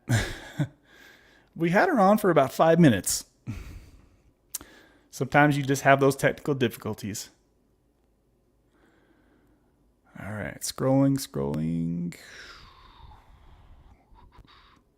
I'm trying to get, gosh, I don't know how I got this far behind, guys. You guys must be going off. Kimmy says, I'm so confused to where Kevin is at in the comments right now. This is how far I am behind right here. So Kimmy made this comment 25 minutes ago, guys. My apologies. Somehow I got way off in the comments. Yeah, I'm confusing everybody. I'm so far behind. My bad, guys. My bad. I'm going to get my speedy scroll on here and try to get caught up with you guys. We've been going for 1 hour and 30 minutes. If you guys enjoy this information, if you enjoy these chats, smash the like and let's keep it going.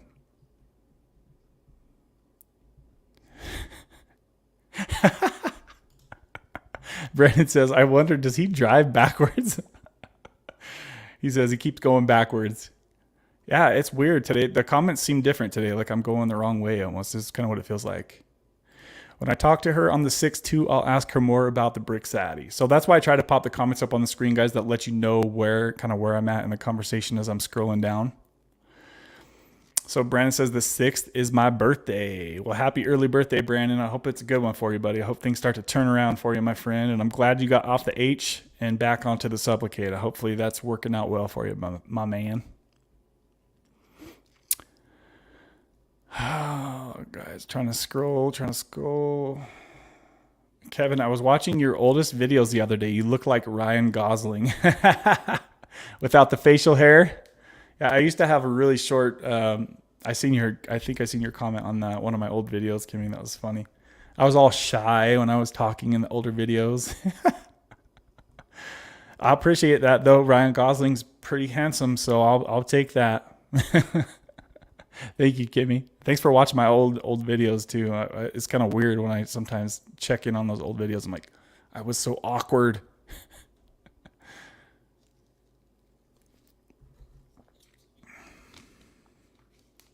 All right, where am I at here? All right, I'm slowly pulling on you guys in the comments. Okay, so her husband's name is Jeff. So shout out to you, Jeff. You got yourself a good woman there. Make sure you keep her happy, my friend. How long have you guys been married, KG? I thought you said that you've been married for quite a while, right? If I remember right. I'm pretty sure KG's been married for quite a while. That's so cool that she's just chilling there, watching with her husband, just chilling. Watching the Kicking Addiction live stream, baby. Let's see. All right, so there's the new ones.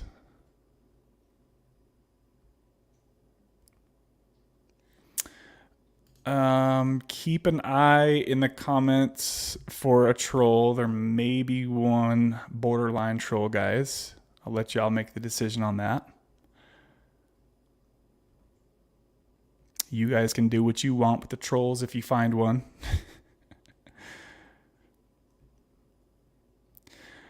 I reside in New Jersey, though, now helping my mother with my father, Hoonigan said.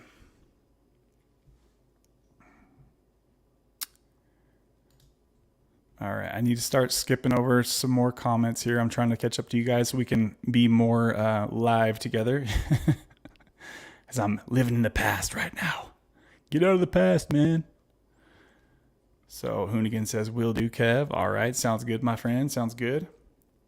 So KG says, Kevin, he takes 40 milligrams Norco a day. I'm trying to talk him into making the move.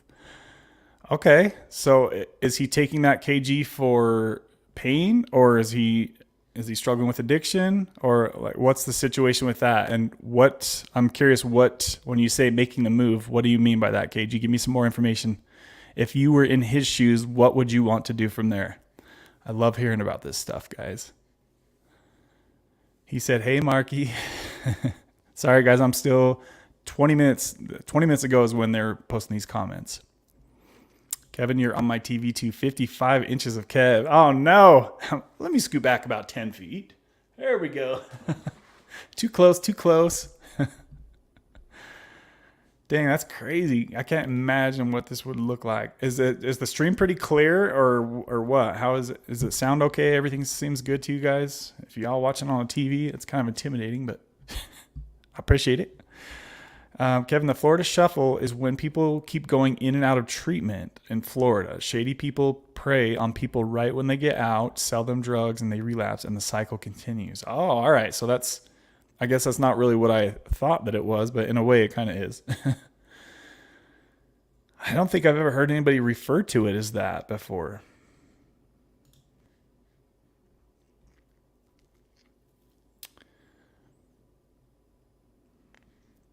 I'm wanting to see KG's response to what I asked about her husband.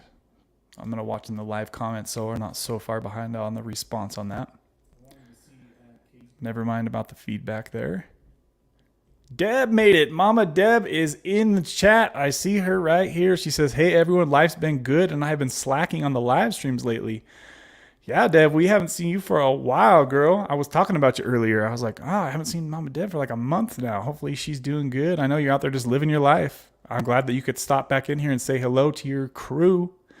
I was just saying how it's like there's a rotation. Sometimes we'll have new people come, and sometimes we'll have older people just kind of cruise out and live their life. And that's awesome. That's really awesome. But it's always nice to have you pop in and say hello. Say hello, Mama Deb. Good to see you in here. She's been off Suboxone now, guys, for, God, how long has it been now, Deb? 4, 5, 6 months? Brandon says she's 16 and she's blind in one eye. Damn, dude. I'm sorry, Brandon. Dude, that sucks, bro. I really hope that things turn around really, really quick. I know that at 16 years old, dude, that's getting up there, my man. Vet is closed right now. Yeah, I would probably maybe call your vet, Brandon, leave them a message. That's what I did when Izzy was having problems, and they called me back the next morning right when they opened. And they gave me some ideas of what to do. What about, have you tried maybe giving your dog like some different food? What kind of food are you trying to feed it, Brandon? Maybe cook up some white rice. Give your dog a little bit of white rice and plain cooked chicken. I know that's what most people that I talked to when Izzy was having issues, they mostly said to do that. Get them, because if they're eating those same old crunchy, janky ass dog food, like that's not exciting to them, right? If you give them some rice and chicken, they're going to be like, let's try this. It could, that's probably me being overly optimistic, but it could be worth a try for sure. And obviously feed them just little amounts at a time. I have the money to take care of her for sure. Okay, that's good, Brandon. That's good to know, buddy. Hoonigan says, got my prayers, Brandon. Yes, guys, make sure that you pray for Brandon, his poor pup. You guys were praying for me last week when Izzy was having problems, and it was literally like a day or two later, she was really improved.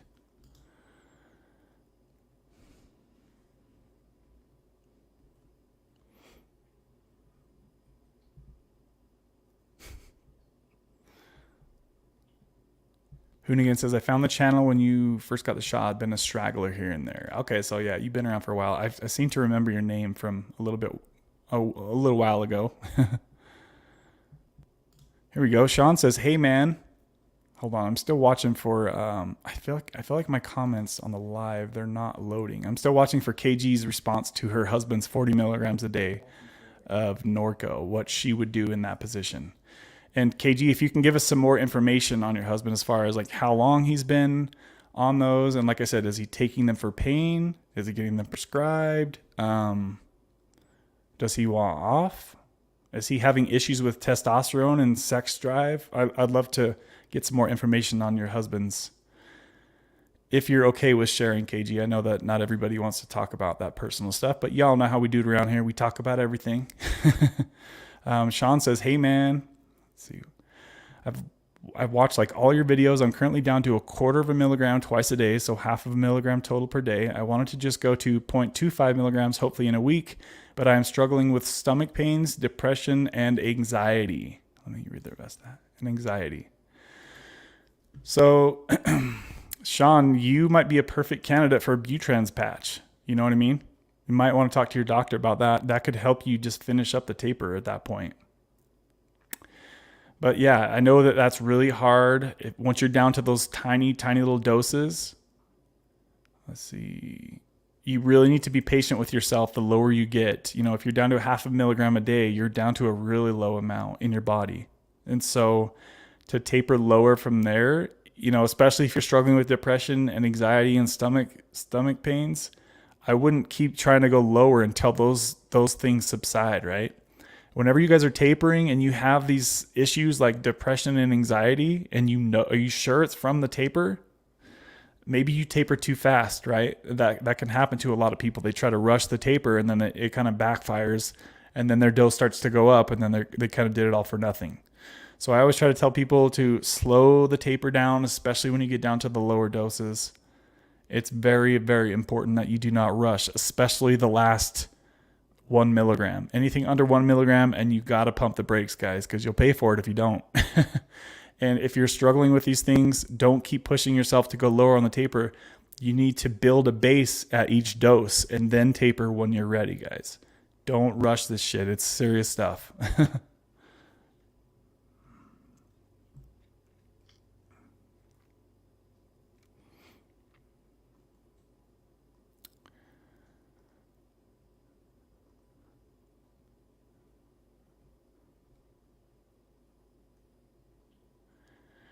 I love Suboxone, and I learned to take it correctly from Big Kev. Yes, I enjoyed that conversation that we had as well, Jill. So thanks for reaching out to me on Clarity. That was a good conversation to have with you. It was good to get to know you a bit better too than just off of here.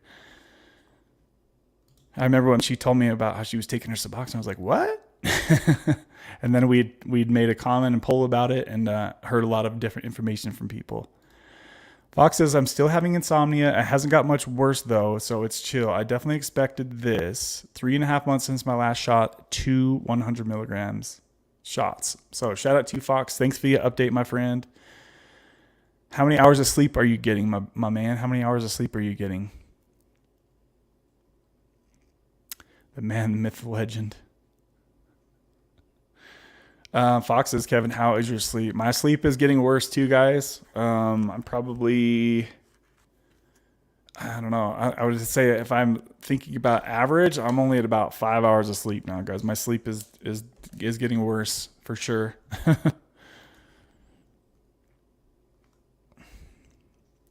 So no, bro, no fentanyl. The South Florida Shuffle is going in and out of Florida rehabs. Okay, so that makes sense. Why I've never been to a rehab, so that would make sense why I didn't know what that meant. So thanks for clarifying that, guys. So KG said, I'm watching for KG's response to my question. I don't think she responded to it. Okay, here we go. So I see your response, KG. Sorry, I'm scrolling up and I'm scrolling down on certain screens. He started it with back pain, but most likely addiction at this point. Had a motorcycle wreck in 2000? I think that I literally crashed that same year. Let me think. How old was I when I wrecked? I was 21, So okay, mine was in 2002. I got in a motorcycle wreck, and that's what started my addiction as well, KG. Wow. He didn't happen to shatter his collarbone like I did he? You see this thing poking out? That's what happened to me in my motorcycle wreck.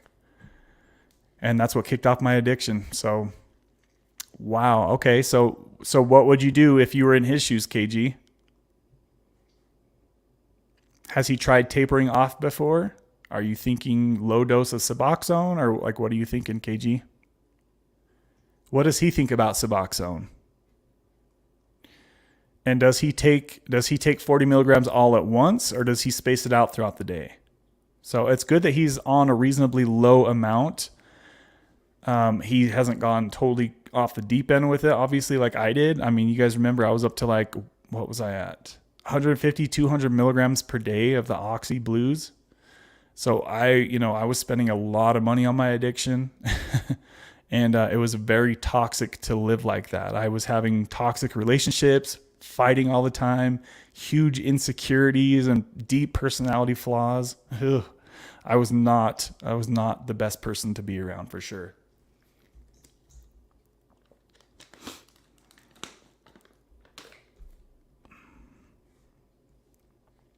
Sorry guys, I'm just totally bouncing around in the comments here. I appreciate you guys are going off in the comments too. Very hard to keep up with you guys today. I'm currently on the older comments. I am about 20, a little over 20 minutes behind.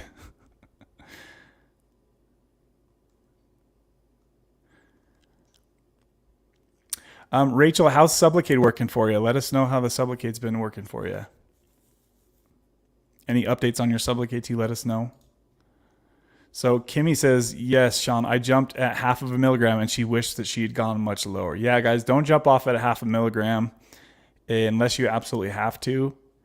If you can afford the time to taper yourself lower than 0.5 milligram, it seems like people are having more success. But that being said, we've seen people jump off of 16 milligrams and make it. So like I always say, guys, you can always try. And then if it doesn't work, just come back on at a lower dose. It's that simple. Just don't go back on. If you've suffered for a few days or a week, don't go back to the dose you were at. Your tolerance has now lowered.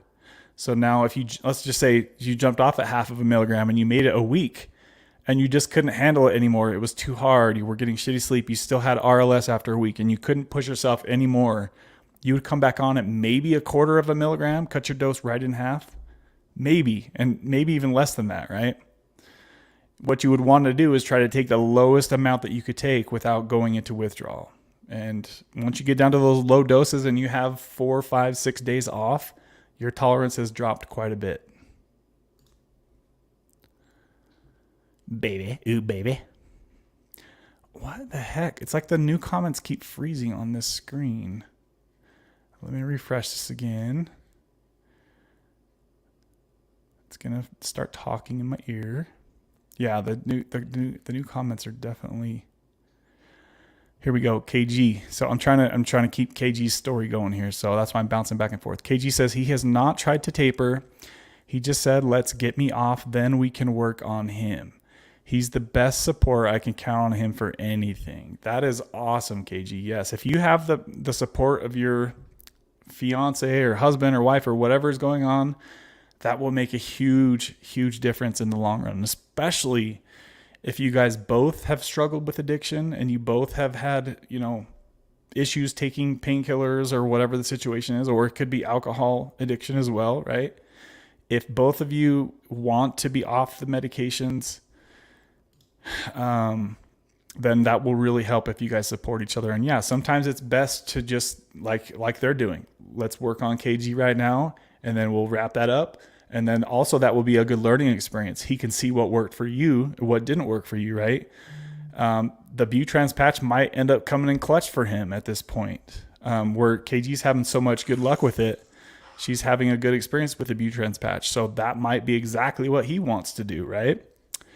And we just had a sponsor bomb. Mama Deb showing up out of the blue, dropping the sponsor bomb. Shout out to Mama Deb. Let's fire this baby up. I know she hates when I fire up the jets, but we got to do it anyway. Shout out to you, Mama Deb, baby. Here we go. Here we go. Woo-wee! Dropping the sponsor bomb once again. Mama Deb, shout out to you, girl. Boom. She sends a $20 Cashapp donation and says, "I love you. We love you too, Mama Deb. And we are so happy that things are progressing for you." She stopped smoking recently. She got off Suboxone. She even got out there and started dating again. So Mama Deb, we are all proud of you. And it sucks to not see you up in here all the time, but it's good to know that you're out there just living your life and enjoying your life. So shout out to you, Mama Deb. Mama Deb is the oldest, longest contributor of this channel. She has been sponsoring bombs. And what I meant by oldest is the person who started sponsoring the show the very earliest. She was sponsoring me from the very beginning. So shout out to you, Mama Deb. I appreciate all the love you shown me over the last couple of years. It has been a huge help to this channel. So shout out to Mama Deb, baby. Good to see you. Don't forget about your crew. You know, we still want to see you from time to time, hopping in here and saying hello. If you guys didn't know, we had Mama Deb on the channel and she shared her experience probably, I don't know, 3 months or so ago now. So go check out that video if you guys haven't seen it yet. It was awesome and it was great to get to know her better. And that's what I really like about having you guys on the channel when I do interviews, is it gives me a better chance to get to know you and who you are as a person. And then everybody else gets to see that as well. So it's always my pleasure when I have you guys on the channel. I really do appreciate it. It's always good to meet you guys and get to know you better too. So we've been going for an hour and 50 minutes, guys. We've got 36 likes. If we can get that baby over 40, you guys remember that the channel record is 51. I have a feeling we might be able to beat the channel record if we start getting some more likes on this. So if you guys want to help a buddy out, smash that like button. Let's get that puppy over 40 real quick. I would appreciate you. And you would be my baby. You really would. Back to the comments we go. Good to see Mama Deb in here. Let's see here. Clay says, I got notified by the YouTube. You were live. Awesome. That's good. Some people have said that they're not getting the notifications, so I'm glad that some people still are. Make sure that you're subscribed if you haven't yet done so. There's 33% of you who watch this channel who haven't subscribed yet. So we're rolling towards 3,000 subscribers, guys. We might be able to get there in the next month or two. Let me see if we got any more since we started the stream. Nope. 2,917 people watched this channel and subscribed. So shout out to you guys. If you're watching on the replay crew, I appreciate each and every one of you. Okay, cool. I don't know if my sub doctor knows anything about it, but I'll try to get a referral. Yes, please get that information and report back to us if you can get any information. I would appreciate it. All right, where are we at here, guys? I know I'm behind.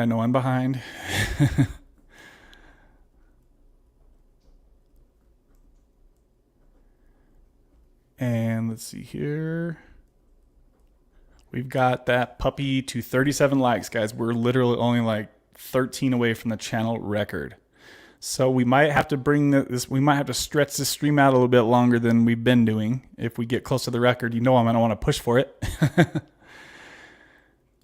Okay, so Jill says, I tried the patch, but I abused it by putting the heating pad on it. What? How in the hell did you think of that, Jill? Wow. Okay, so I remember you said recently that you weren't using it the right way. I would have never in a million years even thought about that. Wow, that is incredible. Thank you for being honest about that, Jill. Yeah. I'm imagining what that would look like. That's wow. Okay, so Jill didn't have the best, and you know, something I was thinking about too, Jill, was remember that the dose of the patch was really, it wasn't the right dose for you where you were at. That was a big issue with your situation. And remember, I think I was telling you to ask your doctor if you could get different dosing on the patches. Because I think the patch that that's what it was. You were too high. Your oral Suboxone dose was too high for the patch to do a lot. I mean, you tried it, and I want to say it helped you for a little bit, but the dose just wasn't right. I think your doctor didn't have a much experience with it or something like that, if I can remember right. Wasn't it something like that, Jill, when we had that chat on Clarity? It was something like that. Yeah, guys, you really have to be, first of all, ready to get off of Suboxone if you're going to try the Butrans patch. And you also have to be down to a low dose for that patch to work properly.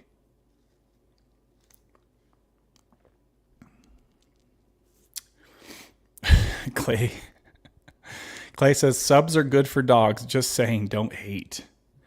Well, I seen the way that my puppy was acting on just a small little dose of Bup. And man, she was out of it, guys. definitely, if your dogs are getting into subs, they need to hopefully get that from a doctor, right? And have the dose for the right body weight, because if a dog got a hold of like a full 8 milligram sub, it would not be good. I'm telling you right now, that would not be a good situation.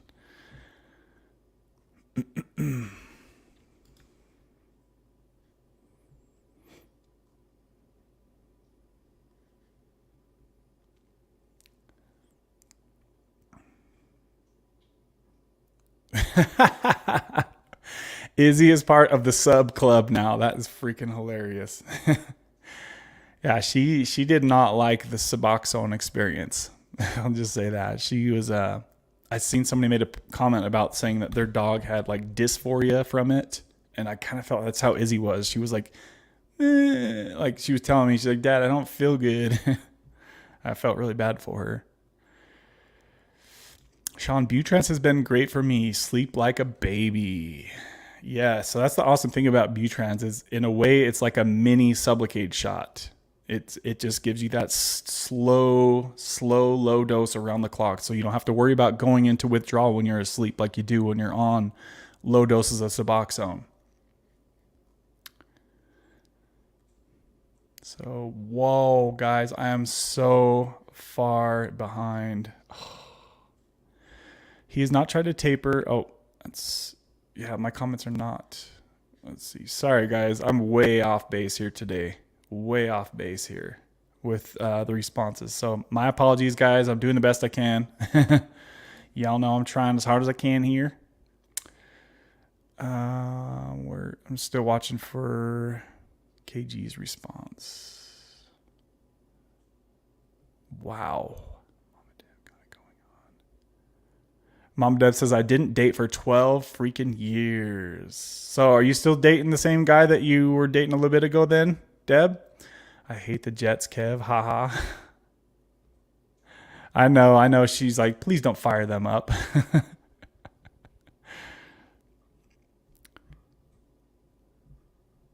No, I will not give my dog a sub. Yeah, definitely don't do that. The body weight alone is such a huge difference when converting the doses, right? That it would be way too much to give a dog what humans are taking for their doses. Definitely don't give your dog Suboxone, guys. Please don't do that to your animal. Let the vet handle that appropriately.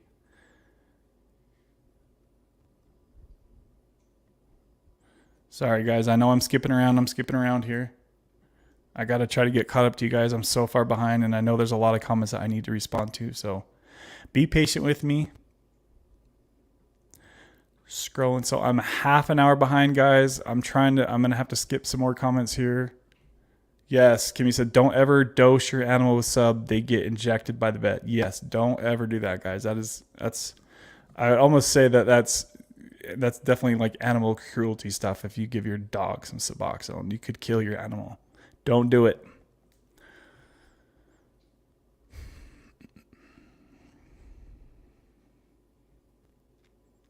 Danny says, good evening, people. I still feeling a bit unstable with my sub taper. Some days I'm at 0.5 milligram, some days a 1/4 milligram.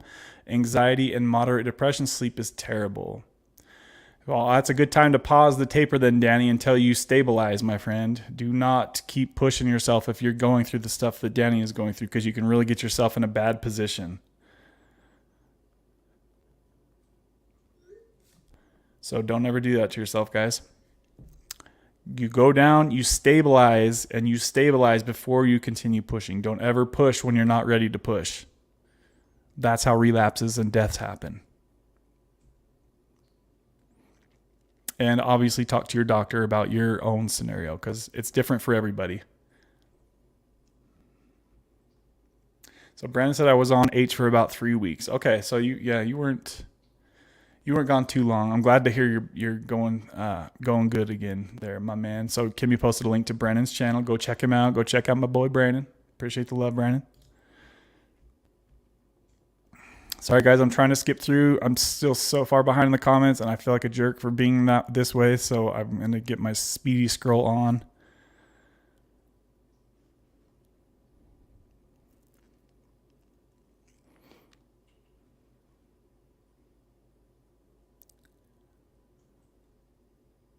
So KG says, Sean, when I'm off by mouth sub, I will start decreasing the Butrans dose.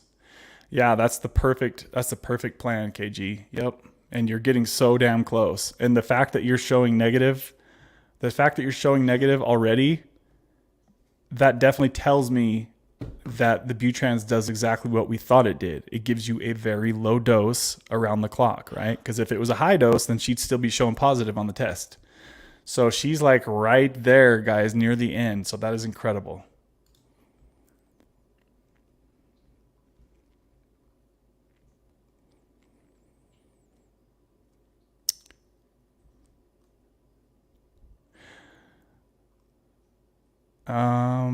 Let's see here.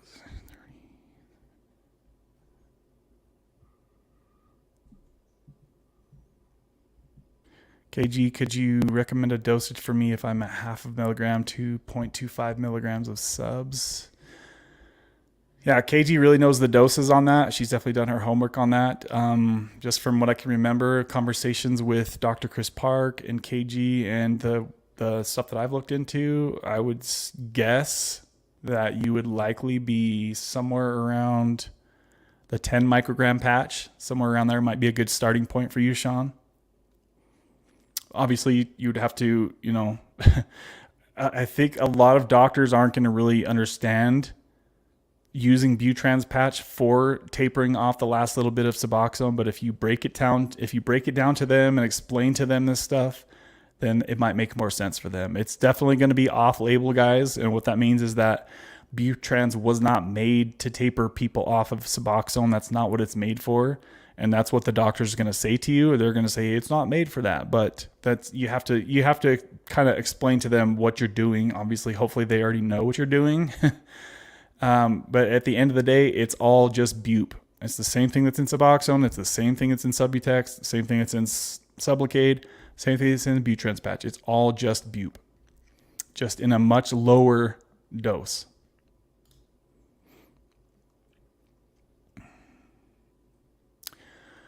So I'm 35 minutes behind. Oh my gosh, guys. I feel like a freaking jerk, and I'm sorry. So really, guys, forgive me on that. And we just had another sponsor bomb. Let me pull this baby up.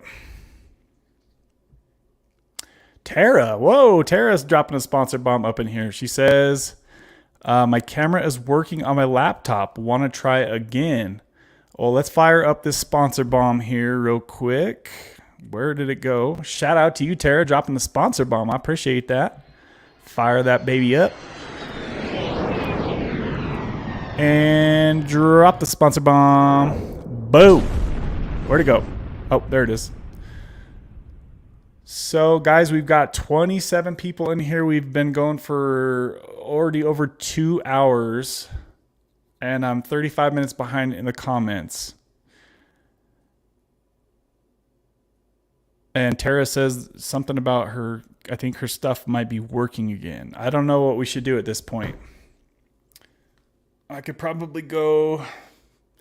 Do you guys want to try to get Tara on here for the last 30 or 45 minutes? Or should we just have her on the next time we can do it? What do you guys think? Let me know. Drop some comments. I'm watching in the live comments. If we have Tara on, I'm going to have to skip all the comments. And that's okay. If y'all are cool with that, we could do that. Or we can have her on the next stream. Let's see some votes. Drop some comments, guys. Let us know. Let us know. I just hate to get too far into it with her and then have to shut it off because I'm cramping up over here. That's my main worry, is that I've been going for over 2 hours already. But let me know what you guys want to do. Let me know. Babies. There's my replay. Let me see. I'm trying to scroll through here.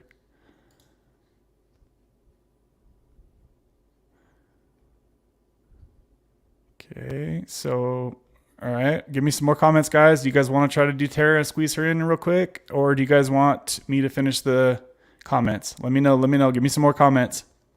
Give me some more comments. I'm trying to think if there's a way I could do both, but I don't think that would be possible.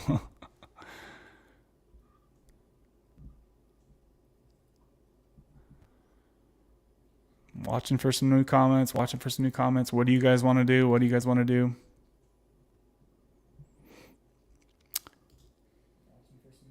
What the heck? I feel like my computer is being a little goofy right now too. It's overdue for a restart. Okay, so we're seeing people are saying they want her to come back up. So let's give it a try. Let's give it one more shot, see if this works. But I can't go for any more than an hour, Tara, so don't let me get too far off of topic. So just a heads up, guys, there's no way I can go over 3 hours at this point. Let's see. How do I do this again? Let's try this again, baby. See if we can get this to work. That would be awesome if we could get it to work. Let's see. What do I do here? Paste. All right, guys. We're going to try to have Tara on again. Let's see if this works. I'm dropping the link right now, Tara. Baby. Ooh, baby. I think I'm dropping the link. Something's being a little glitchy on my end. I hope it's not my end that's being weird here today. So I'll watch for her to pop in. I'm going to try to get over the last few comments here.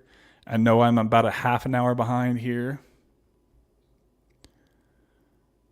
All right, so she's popped in real quick. So that's a good sign that she got on here so quick. Oh, she says, Kevin, post the link again. Sorry, this was like a half an hour ago she typed this stuff. All right, let's try this again, guys. Hold up. Let me pull it up.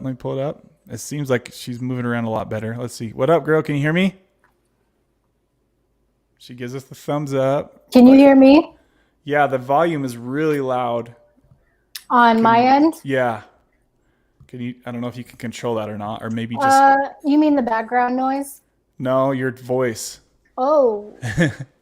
Just talk a little quieter. I think will help. Okay. Unless you have volume controls over there. I could unplug the headphones. Well, then there'll be an echo. Hey, here, let me shut my window.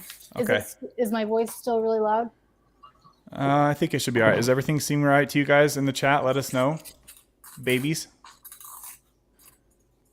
What? How come it looks so different in the background? Is that fake background? Because I'm on my laptop. Yeah, it's a virtual background. I was like, what the hell? I'm on my laptop now. I was on my phone before because my camera wasn't working on my laptop.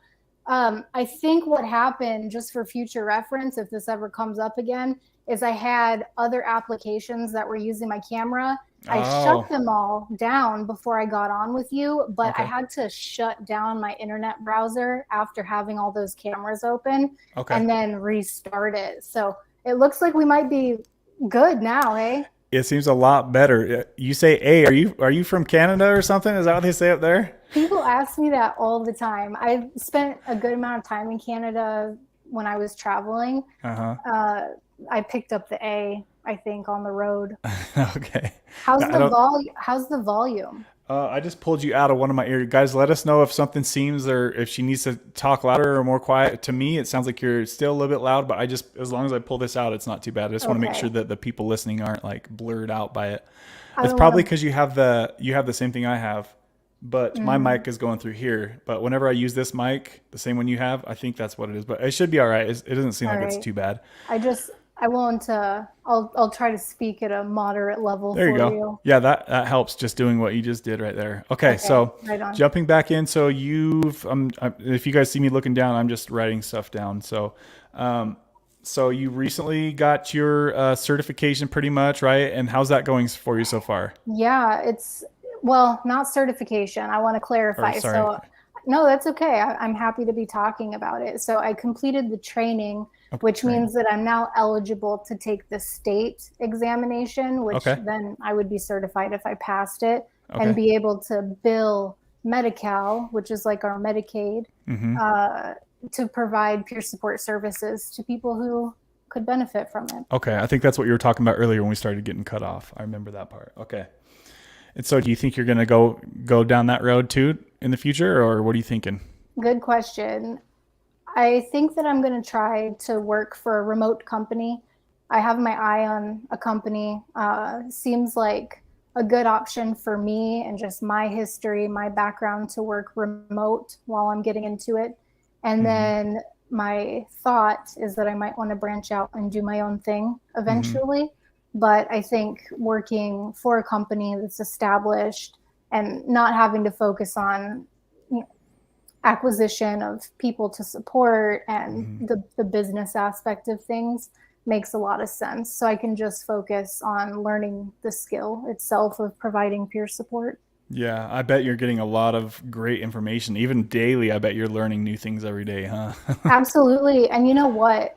For anybody who might be thinking about peer support specialist training or even working with a peer support specialist, I think there's great value in it. And the training itself has added a lot of benefit and value to my relationships. Mm-hmm. Like my friendships are improving, my relationship with my family members have improved just in even talking about the content that we've been studying, because we talk Mm-hmm. a lot about communication and how to actively listen, how to reflect, how to ask the right questions and what questions to ask. Mm-hmm. So I can't say enough about not only the training, but the value that a peer support specialist can bring into somebody's life. Yeah. Yeah. And you definitely have the vibe about it. Just like sitting here talking to you, like I'm very comfortable just chatting with you and like it doesn't feel like there's any weird awkwardness or anything like that. So I like the flow to your conversation. That's awesome. I Also just, appreciate that because I can be pretty awkward sometimes. oh, I haven't seen it yet. You've been on here a couple times now. So you do good. You do good from what I see. Thanks. So I was going to say that the stream seems quite a bit better than it was. Does everything seem good to you? Yeah, everything's crystal clear. Your picture is super crispy and your Okay. audio is really clear. Okay, awesome. Okay, so let's jump into your story then, since we're quite a ways behind here. So give us an outline of just kind of the things you've struggled with your addiction, and like timelines as far as like the ages and stuff like that. How did it start? Sure.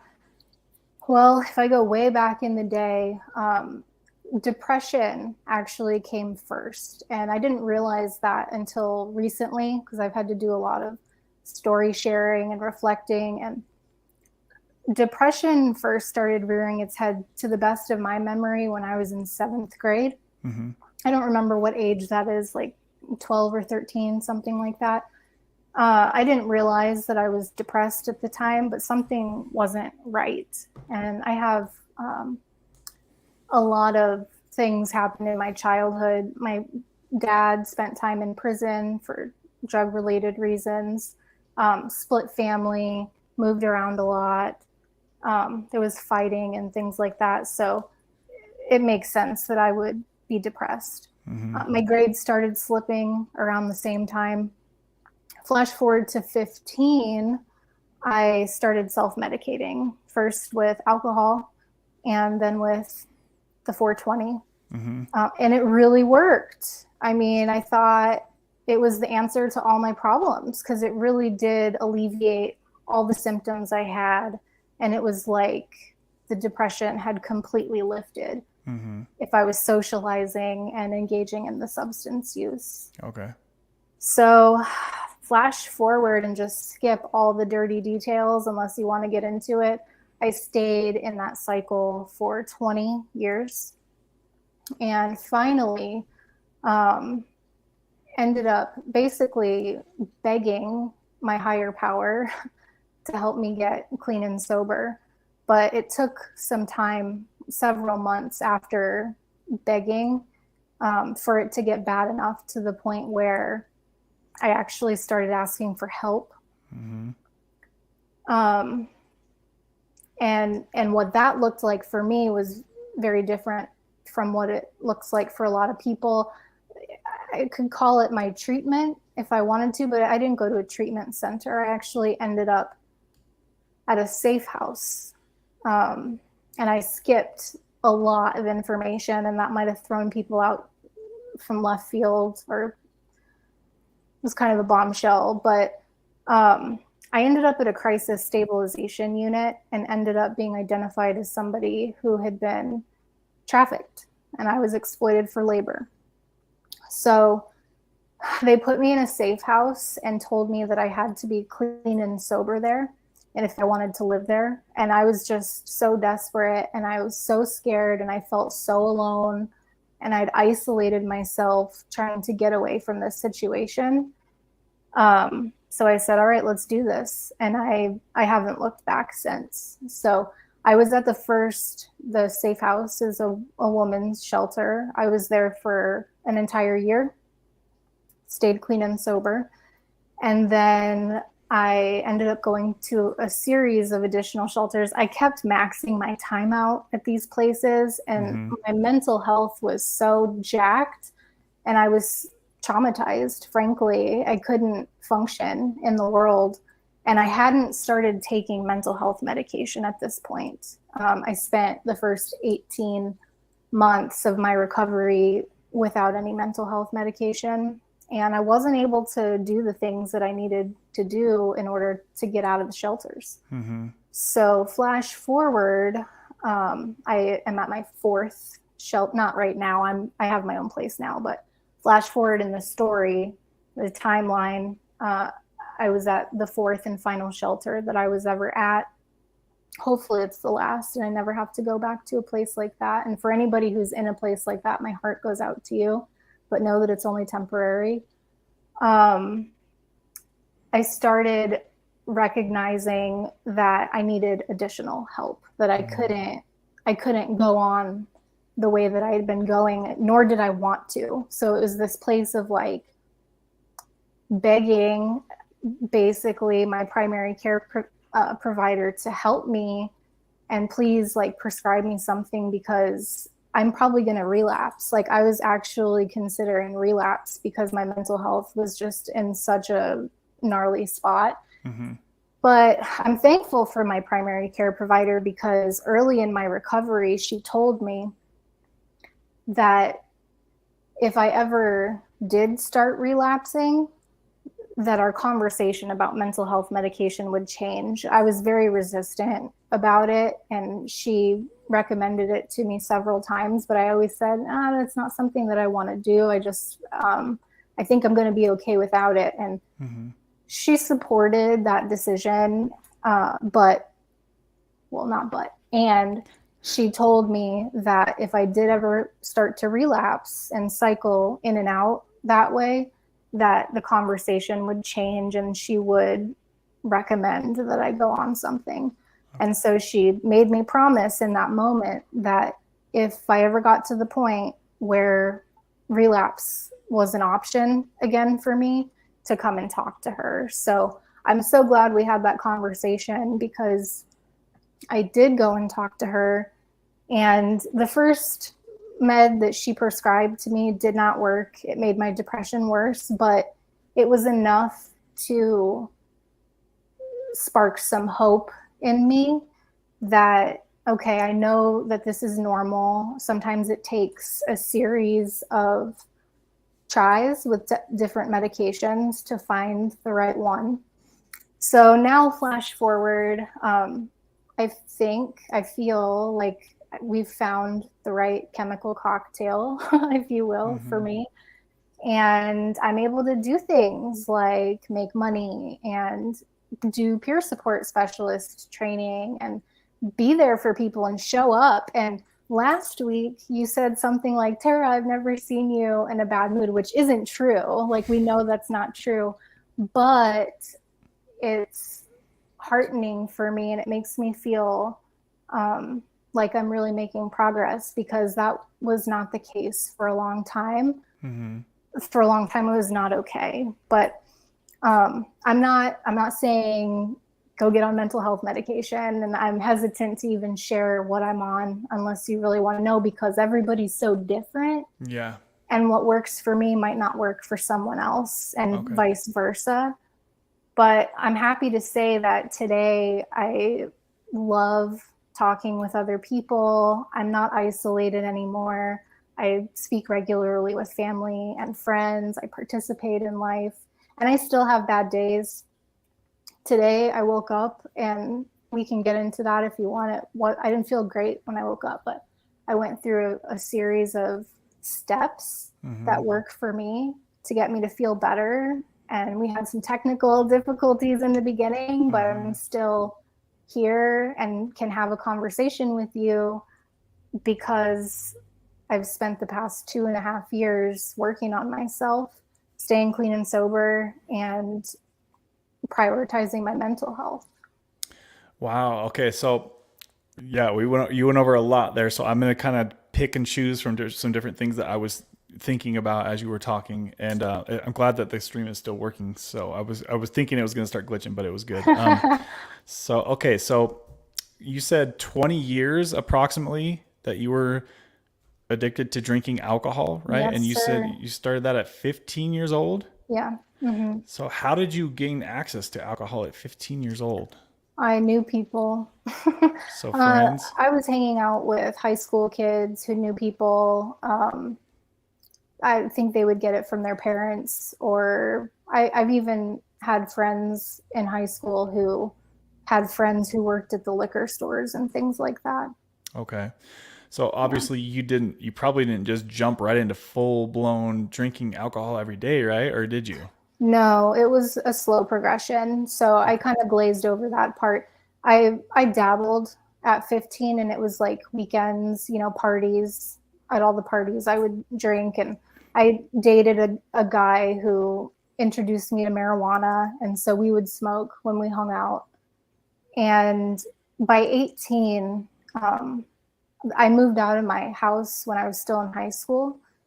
And so when that happened, it opened up the door, and my freedom just kind of set me loose Hmm. like a bat out of hell. And I had a full-blown addiction at 18, to the point where it was interfering with relationships. But I didn't Okay. care. It was just like, okay, you're not my friend anymore. I'm going to hang out with these people. Okay. So, wow, yeah, I'm like picturing my life back at that age, and I was like, man, I didn't even drink my first beer till I was like 22 years old. So I'm just trying to imagine being in your shoes at that age, drinking. Was it Wow. liquor or like what were you drinking? Yeah, the first time I ever drank, I got drunk, Okay, and it was jungle juice. Have you ever drank jungle juice before? I don't think so. That's where there's a big cooler, and we just dumped Vodka and everything in there. all the liquors, rum, tequila, anything that we could find. We Okay, And then you cut up fruit, and you put the fruit in the juice. You okay, put in with Kool-Aid or fruit punch or a mixture of things. It's jungle juice. okay, So that was my first drunk. okay. Yeah. So how long after you started drinking until you started smoking the 420? Very shortly after. Both were when I was 15, but I was fully addicted to both at 18. Okay. How was your relationship with your parents? Now it's decent. My relationship with my mom is strong. My relationship with my stepdad is okay. And my relationship with my dad could be better, but he answers the phone when I call, so I got to give him that. That's a good way. So it's changed. The relationships have changed obviously since you gotten clean and sober. Like how were they Now, back in yeah. the day when you were starting your addiction? How were the relationships? Oh, non-existent, non-existent. Because I felt a lot of resentment towards all of them, Hmm. and I hadn't worked through those emotions. Um, so I got sober and started going to 12-step meetings. And for anybody who's not familiar with 12-step, they have you do what's called a personal inventory. That's step 4. So I was able to work through a lot of those emotions, but some of them were so deep and big that I needed the support of a therapist. And I still Hmm. continue to work with a therapist to process a lot of my resentment, emotions. I don't really have resentment anymore. I realize today that they're all human, and they did the best they could with what they had. But my relationship was non existent when I was in my addiction, um, partly because of the anger and resentment, but also partly because of the shame and the guilt that I felt over the way I sounded. So if one of them called me, I either would answer and make it really short Hmm. because I was intoxicated all the time and embarrassed of the way that I sounded, because Hmm. I knew that I sounded bad, um, or I just wouldn't answer.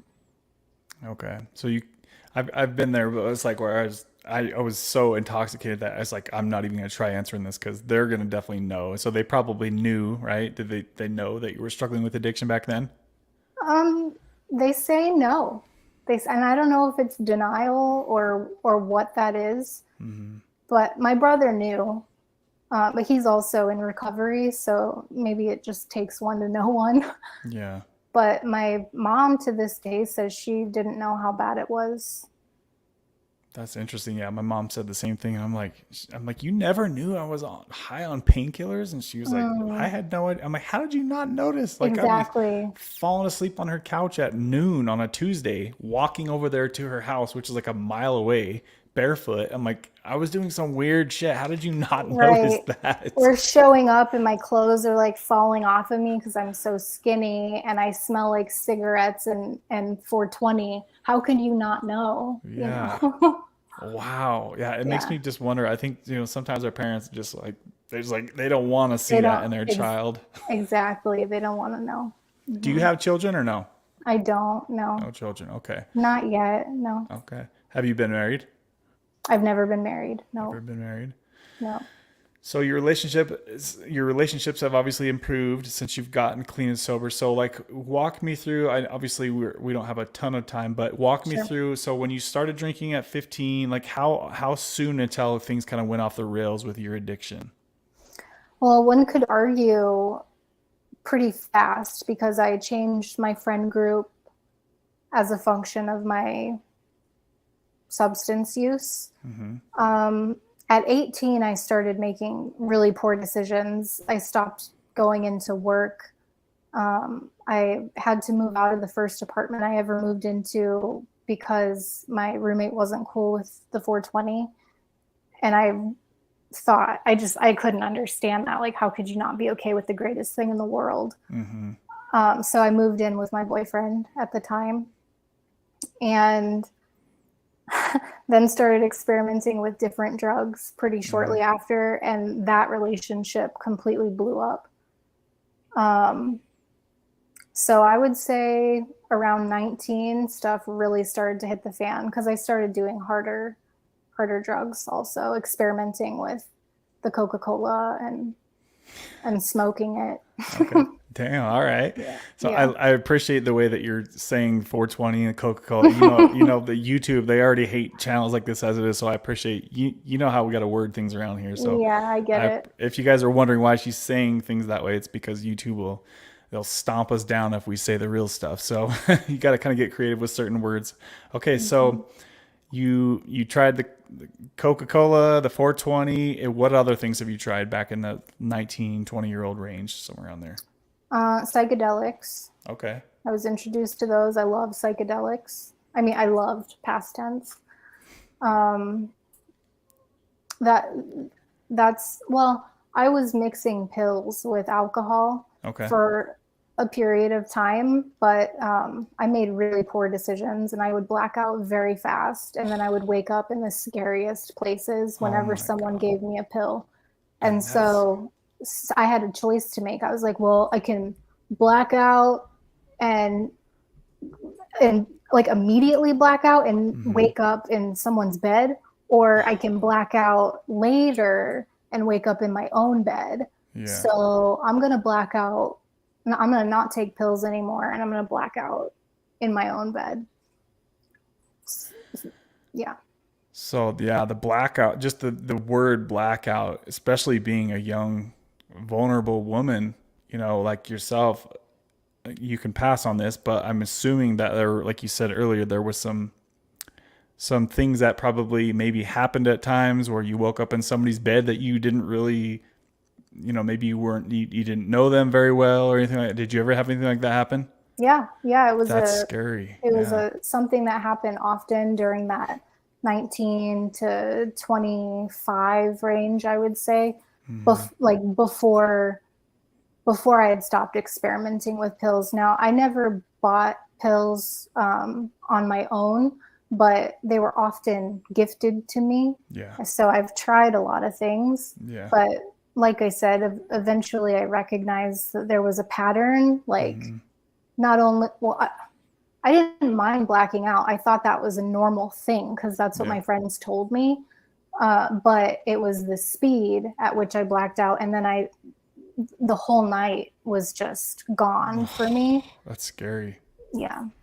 Yeah, that's really scary, especially like if you're around people that you don't know too well and you're taking drugs and substances that you've never tried before and you're not remembering stuff. Like I'm sure it would scare a lot of women being in that position. If I Mhm. was a woman, even being me, a big old muscle man, I would still scare the hell out of me if I didn't know, if I wasn't really in control of my thoughts and didn't know exactly what was going on. That's Yeah. scary. It Ugh. is scary. It That is scares me scary. just picturing you in that scenario. Like it's scary. I'm sorry you had to go through that. Thank you. Thank you. I didn't see it as a problem though. It was more like damage control. I was that deep into it where it wasn't a problem. It was just par for the course. It's just Yeah. something that happens. And I left, I don't know what to call it on your channel, but can we say MDMA on your Okay. channel? Yeah. Or I've Yep. tried, yeah, I dabbled with that too. Okay. And so the dabbling with certain random drugs, it was mostly around that, what, 19, 20, 21-year-old age, somewhere around Yeah, and going into like 23, 24. there? But Okay. the worst part of it, like before I kind of understood what my body, like what would happen to my body if I put certain substances in, Hmm. and how to manage that. Like the worst of it, I would say, was 19, 20. And then by 21, I pretty much knew what I could and couldn't mix, if that Okay. makes sense. And Yeah. I chose alcohol because it seemed like the safest Okay. route, and the 420. Okay. So, wow, man, you've definitely had some interesting life. Like just picturing you and looking at you, like I would never have guessed these things. So I appreciate you opening up and telling. There's some pretty I don't know what the word I'm looking for is, but some intimate stuff that we were talking about. I know that's not easy to talk about, especially if there's some past trauma and addiction in there and stuff as well. So I appreciate you opening up and sharing Yeah, sharing that stuff with us. it's my pleasure. It's my pleasure. So okay, so going back, did you ever get into painkillers then, or no?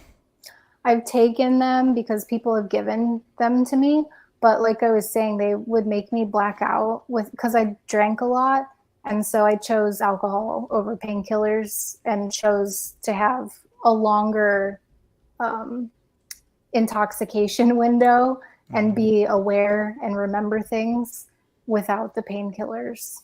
Okay. So yeah, I chose alcohol over painkillers. Okay.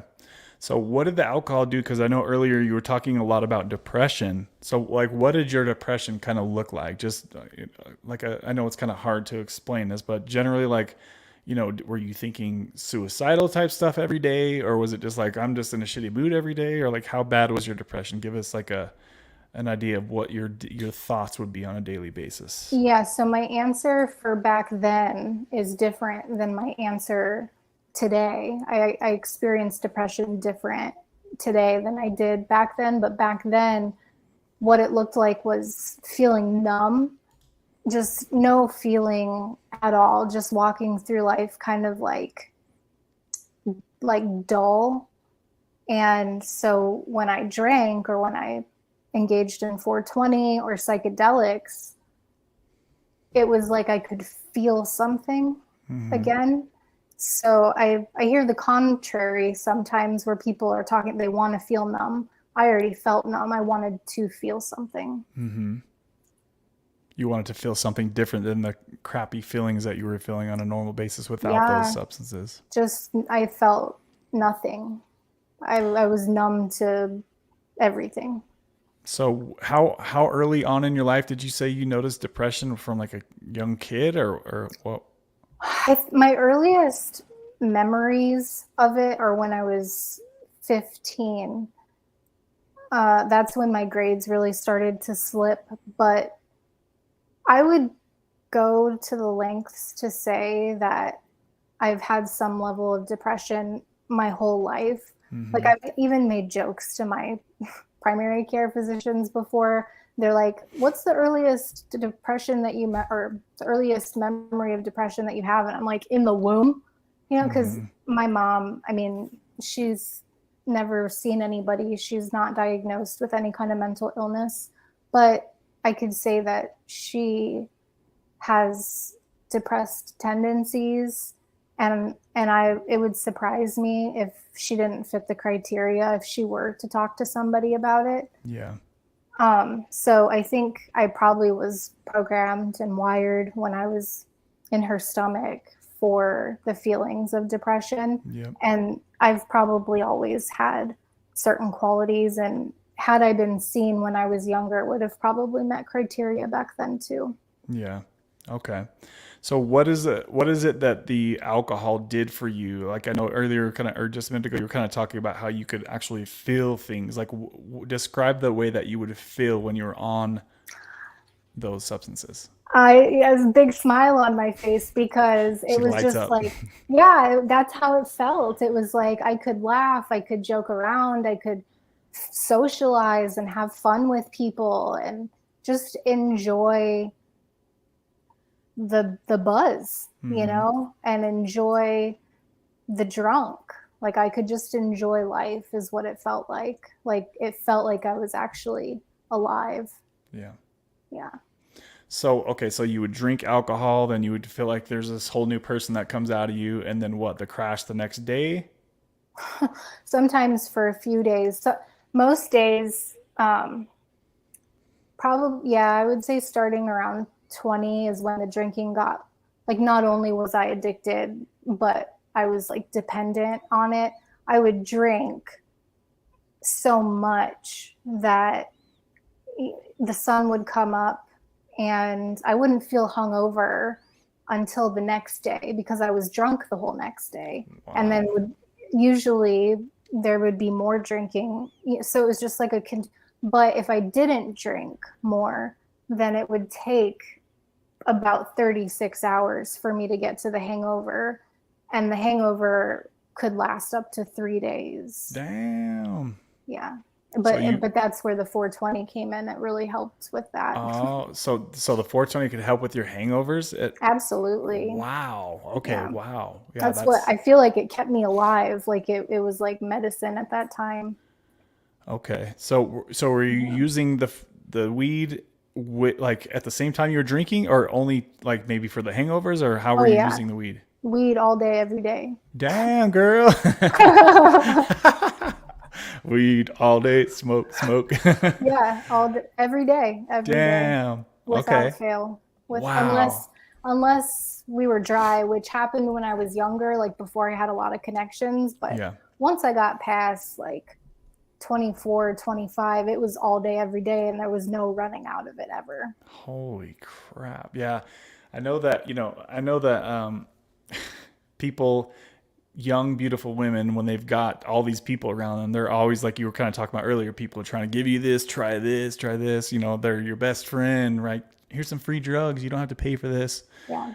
And then they try to get you in closer to them for their own benefit, right? Obviously. So, yeah. And it works. I was going to say, did you ever recognize that was what was going on? Like they were trying to like get something out of you for them giving you drugs? Did you ever notice that? No, because I wanted the drugs. You didn't care? No, yeah, I didn't care. I never recognized a correlation there. No. Okay. Damn. Yeah. Okay. So I'm trying to picture you doing these things, and I'm not seeing the visual of you smoking weed out there. Well, I think that's wonderful. That means that I've made progress. You definitely have. Yes. If you would have seen me 3 years ago, because I've been clean and sober for 2.5 years now. Okay. 3 years ago, I was turning into Little Miss Dealer. Like I was starting to do deals and like, I skipped over all that stuff. But the reason I started asking for help and got sent to the crisis stabilization unit was because I had two choices to make: either ask for help and throw up a flag and give up, or sell weed to survive. Damn. Yeah, there's a whole story behind that, but that's where I was at, and I was already starting to sell. So how long did you sell for? Not long. In total, it was probably only 6 weeks that I entertained that idea and was like receiving stuff in the mail and giving people samples and selling a little bit. Okay. But it was all illegal what I was doing. So I'm so thankful that I didn't move forward with like the bigger deals that Hmm. I had started negotiating, because I could have basically followed my dad's path and ended up in prison for that. Yeah. So you never got in any legal trouble with any of this stuff? No DUIs? I've never had a DUI. I've been Damn. pulled over several times, and by the grace of God, I've been let go every single time. I got into some trouble with the 420, big trouble. I had over 8 ounces in my car with me when I was living in it Hmm. and had to go to court. It was in Yosemite National Park, so it was a federal offense, but they ended up letting me off the hook for that. Why? Because the police, it was a technicality. Mm. Thank God. So the police officer, when he pulled me over, he said, "Do I smell marijuana?" And excuse me, sorry, do I smell 420? And I was You're good. like, knowing how much I had in the car. And he searched my car and he told me that if all he found was a little bag at that point, because I had it separated. Hmm. And he told me if all he found was marijuana, then he would let me go. Well, the thing was, he found a criminal amount. And so he didn't let me go. He didn't arrest me. I've never been arrested before, thank God. Knock on But wood for you. yeah, thanks. Um, but he did take everything, well, almost everything. He missed some of it, thank God, because then I had stuff to smoke that night. But I had to go back to Yosemite twice for court. And the first time, it was just like a normal meeting with the public defender. The second time, it was actually canceled because the public defender called me and said she reviewed the tape, and that because the officer said if I only had marijuana, he would let me go. But then he didn't do that. He cited me. She got me off on a technicality because of that. Wow. You are Mm-hmm. I lucky. know. I know. Damn, that could have freaking really ruined your life. I know. Any of them. I've Yeah. been pulled over and deserved DUIs Yeah. several times. Me And too. really, Yeah. Yeah. There was one time I had to leave my buddy's house. Him and his wife were really going at it, and I was so freaking drunk. Like a dummy. I was like, I guess I gotta go home. Drove home. I mean, it wasn't too far away, but still, it was very stupid looking back. Got pulled over. Highway patrol, like they're the strictest too. And he looked right at me. He's like, "You been drinking tonight?" And I just, no, no, I haven't. And then, well, have a good night. I'm like, dude, he had to have smelt that. Like I was freaking drunk. wow. And I've I never just, heard of that happening yeah, before. freaking dumb. I was like, what a dumb ass. So I was like, I like parked my car and had somebody come get me from there. I was that because I'm super paranoid as it is. Mm. So that on top of what everything else, I was like, this is too crazy. I need it. It was like a good warning for me. So Yeah, at least you got it pretty quick. yeah, yeah. I didn't really ever struggle too much with drinking alcohol. I mean, I guess sometimes on the weekends I would just drink with friends, but never like anything I would drink by myself. So I mean, what's that? What was that like for to be addicted to alcohol? Like, what were the physical things that you noticed that were going on with your body that maybe you could point towards alcoholism? Sure. Well, blackouts would be a big one, regular blackouts. Um, the shaking in the morning, or, like midday. If I didn't have another drink, I would shake, but a drink would calm that down, or I would have to just go through the whole withdrawal process and be sick for 3 days. But the 420, or, the hair of the dog, the one drink the next day, really helped to tame that. Mm-hmm. Um, those are, in terms of physical symptoms, those are the two biggest ones that I would say. Blackouts started pretty early, but persisted and started happening more frequently, like pretty much every time I would drink. Mm-hmm. And then shaking. So how much alcohol would you drink kind of at your worst, and about what point of like your age, if you could say, were you at your worst? Um, I would say the worst was probably from 19 to 24, maybe 25. And how much were you drinking every night? But then I stopped for a while because I went back to school, and then there was a period where I was drinking heavily again after I graduated. Um, so that would have been when I was like 29, 30. It got bad again. And sorry, what was your other question? I was just asking, like, at what point was your worst, and how much were you drinking, like, on a average basis?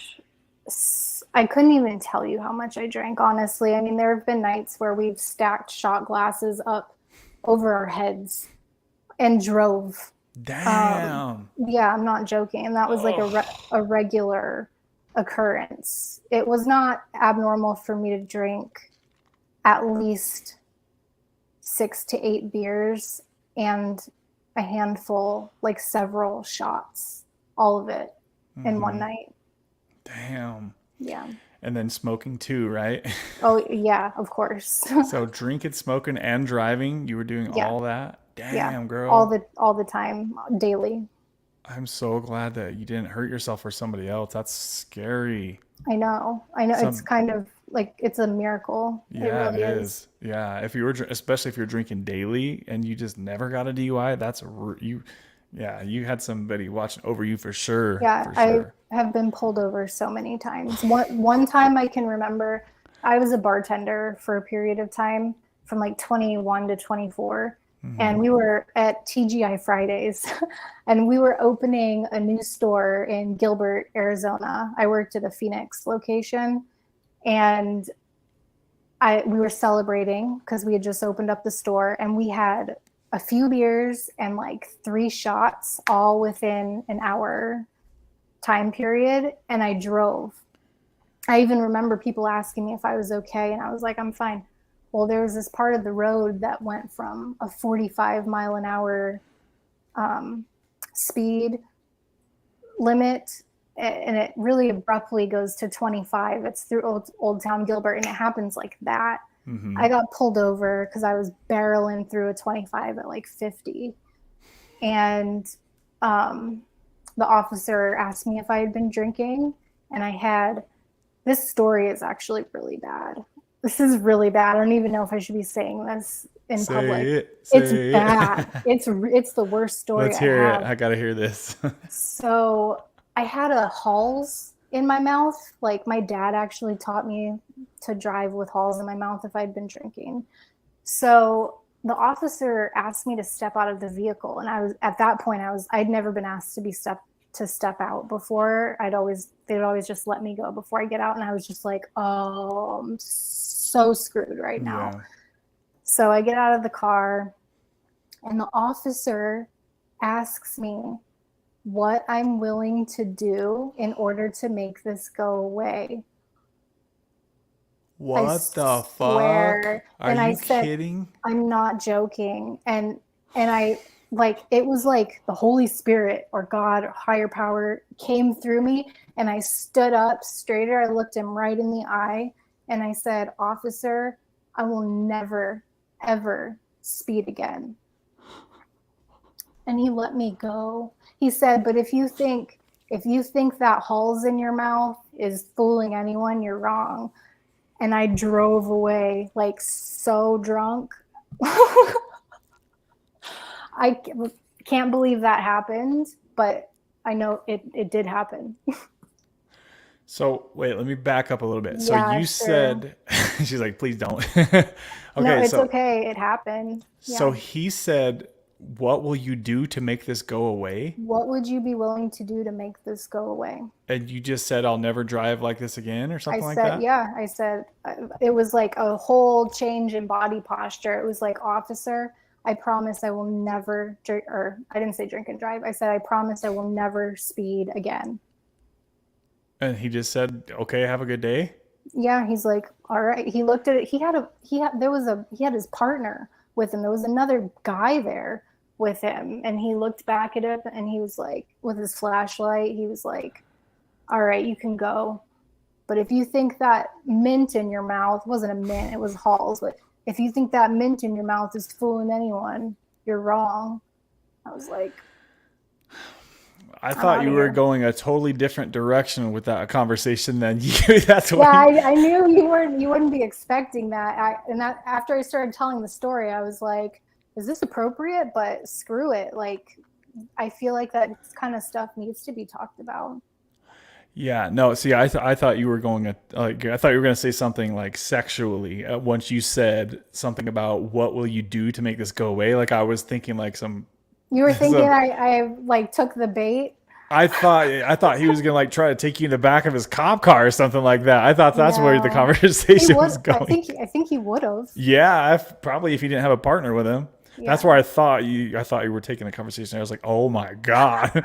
So okay, so you drove home like that, and you never did you do it again after that? Oh After yeah. Oh you yeah. did, you still Like did. So probably the next day. Yeah. Hmm. okay, damn, you wild girl, you wilding I out. know. I know. So you never got any charges, never got any DUIs, never crashed and killed nobody. That's great. No, thank Man, God, yeah, you've no. been really fortunate with your, because I know a lot Yeah. of people that drink and they all, I think almost all of them have a DUI, at I least know. one person, or at I least one know. DUI. So the fact that you did that for 20 years and have nothing, yeah, you got some,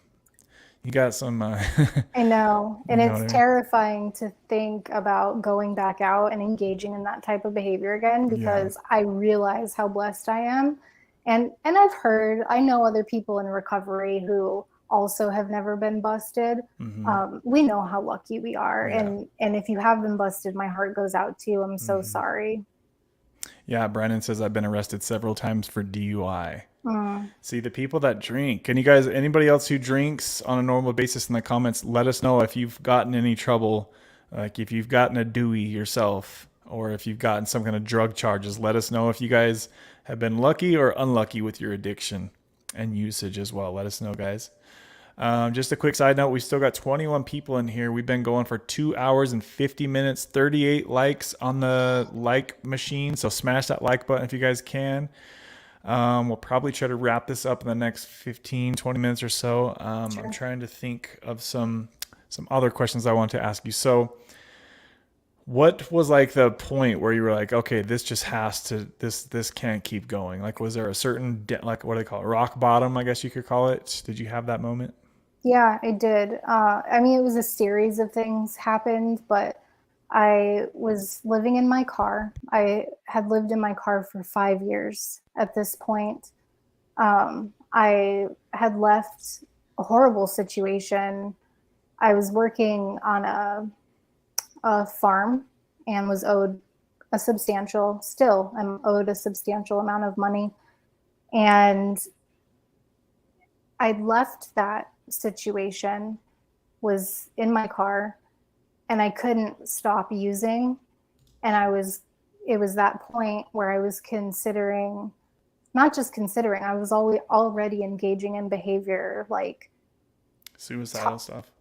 um, no, that came a little bit after, but it was the process of becoming a dealer. You Hmm. know, like I kind of wanted to do it, but I didn't really want to do that. And once I made the decision not to do that, that's when the sort of like suicidal ideation came in, because it was like, all Hmm. right, if I'm not going to sell to make my money back, because that's how the guy wanted. I had made my money already. I have it in writing that this person owes me a good chunk of change, Hmm. but he wasn't paying me. And so, what a lot of people that have worked for him have done before is get product from him and then sell it, and they double their money that way. So I was in the process of doing that. Hmm.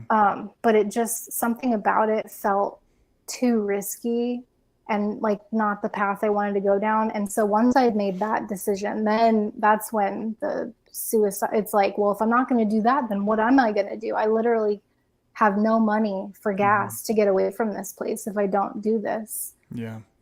Or like I had enough gas or enough money for one tank of gas, and where is that going to get me? To the end of And town. exactly. So yeah, that's when the really scary thoughts came coming in, like, well, what's the solution? And then once it gets that dark, I think, or once it got that dark for me, that's when I realized that something needed to happen. Mm-hmm. And when was that? About like what age? I was 35,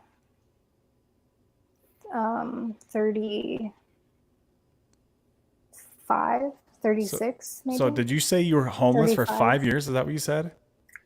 Yeah. Holy shit. Yeah. And it was, I mean, it was Damn. by choice in the beginning. I had a lot of fun in the beginning. Yeah. I took a lot of the photograph behind me. I took that.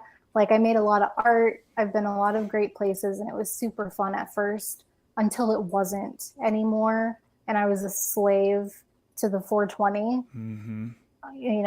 thinking that it was the least harmful thing that I could Yeah. do. Yeah. But it ended up pretty bad. So living that hippie, happy lifestyle, just Kim and carefree and just going Yeah. with the flow every day and just super Yeah. chill and just Yeah. whatever happens, happens. Right, thinking I was like the smartest person in the world. Everyone else was suckers, and this is how you're supposed to live, Yeah. but it really caught up with me. So where was that transition point? Like when it started, like all the negatives start to outweigh the positive. Was there like a certain point in there, like early That on or was later on, or It was a slow a process. slow transition? It really crept up on me. I would say 2 years on the road. um, I started I started to get sick of it, but I was still enjoying it all at the Mm-hmm. same time. And then, gosh, that last year on the road was like really freaking hard. When you say Um, when you say on the road, were you like traveling around? yeah, Wow. yeah. I was in Mexico when COVID hit, Mm-hmm. and I actually had to leave my car in Mexico during all that because I was high. Surprise, surprise. And I got into an accident, and all the hotels were closed. There were no flights going out because it was like May of 2020. And I had to leave my car in Mexico, take a bus to Tijuana, walk across the border, and then fly to my parents' house. Like, total walk of shame. I was there for 5 days before I flew back to California to work for the person who ended up exploiting me for labor. So it was kind of a mixed bag that last year. There was some really good times, and I thought I really had figured it out. I thought working on a farm with like all the weed I could smoke, that was like a dream come true to me. Mm-hmm. But the industry it's a tough industry, and it's really common for what happened to me to happen in that industry. Okay. Can you give us, I know this might be hard to make this to a short point, but can you give the people a short explanation of what it was like to be exploited for labor, as you just said? Yeah, it sucked. It still sucks. I'm still picking up the pieces from that. And I was in denial for a long time. Like, there's no way, like, what these professionals are saying, like, this was just a bad business deal. It's like my heart could not handle Knowing that being somebody's really screwing you over. exactly. Yeah. It's especially somebody that I trusted, somebody that I worked with closely for a period of time, someone that promised me the world, promised me that I would have my own place in Santa Cruz if I came to work for him, promised me a good wage. Wasn't sure what it would be, but we'd figure it out and it would be worth it. So it was this, he sold me a dream, and I was so ready to just make it, like in California on my own, leave my parents' house. I already felt like a failure because I had to leave my car in Mexico and fly to Yeah. their place. So 5 days in, to have a solution to that and to think, oh, I could have a cute little cozy bungalow in Santa Cruz sounded like a dream come true. And then I ended up living in a tent on a farm not getting paid what I was promised. Um, Freaking I hustled you. Yeah, I felt like a failure. I Yeah. felt manipulated. I felt like I did something wrong too. And I was great. I was a fantastic performer as far as he was concerned. He gave me so many compliments, told me all these nice things, how happy he was that I was there, how much he loved me on the farm.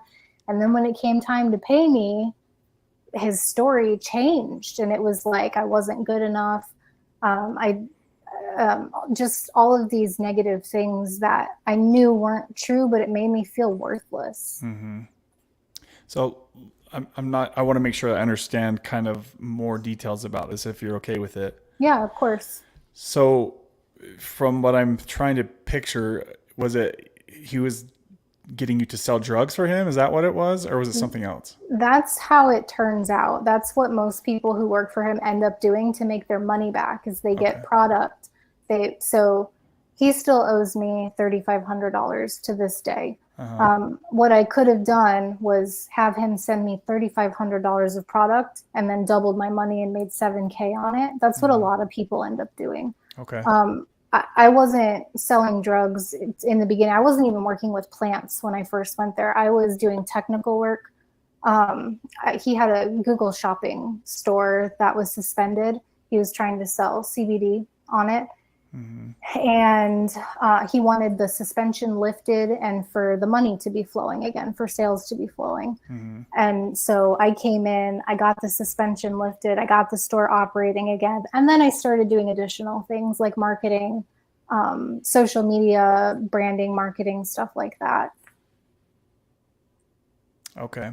So he had other people doing the same thing as well No, for I him? was the only, that was Oh, the thing. I was the only person that knew how to fix Google Shopping when it okay. went awry because CBD, it's like the wild, wild west. Some people know how to get away with it, but other people don't.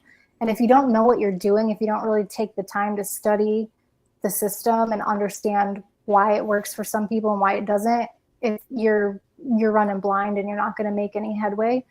But he tried to get people to replace me after he realized that I wasn't going to continue to work for nothing, but nobody could figure it out.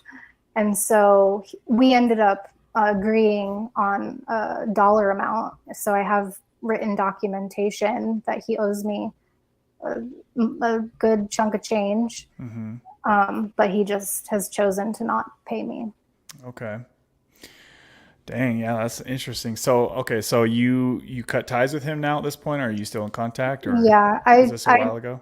yeah, this was when I first got clean. This was 2.5 years ago. So I have cut ties with him. It is emotionally dysregulating when I Yeah. attempt to collect because every time I collect, he was supposed to pay me the full amount that he owes me in November of 2020. And every time I've reached out to him, he'll send me like $500, which is better than nothing. But when I Yeah. was living in my car, that was not enough to pay my cell phone and my car insurance and gas and all of that. Yeah. So at this point, after having been placed in the safe house, I was advised to not have any further contact with him because it was too emotionally dysregulating for me. Yeah. Can really keep your addiction rolling or spark it back up again if you were off at that Exactly. point. Okay. Exactly. Especially because I know that if I just asked him for product, Yeah. I could make my money back, but then it's like I'm getting involved with illegal activity and I'm just not down with that. Nor do I want to live that kind of lifestyle again. Okay. So you kind of knew it was like a toxic, something could bring you down a toxic path again. You just like screw it at this point. Yeah, and no judgment. Like, recovery is different for everybody, but for me personally, not engaging with alcohol or the Yeah. 420 is the best thing for me because I know what it's done to me.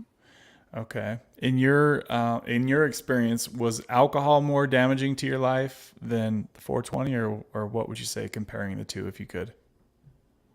That's a really great question. I think, gosh, Drum roll, please. yeah, that's tough. That's really tough.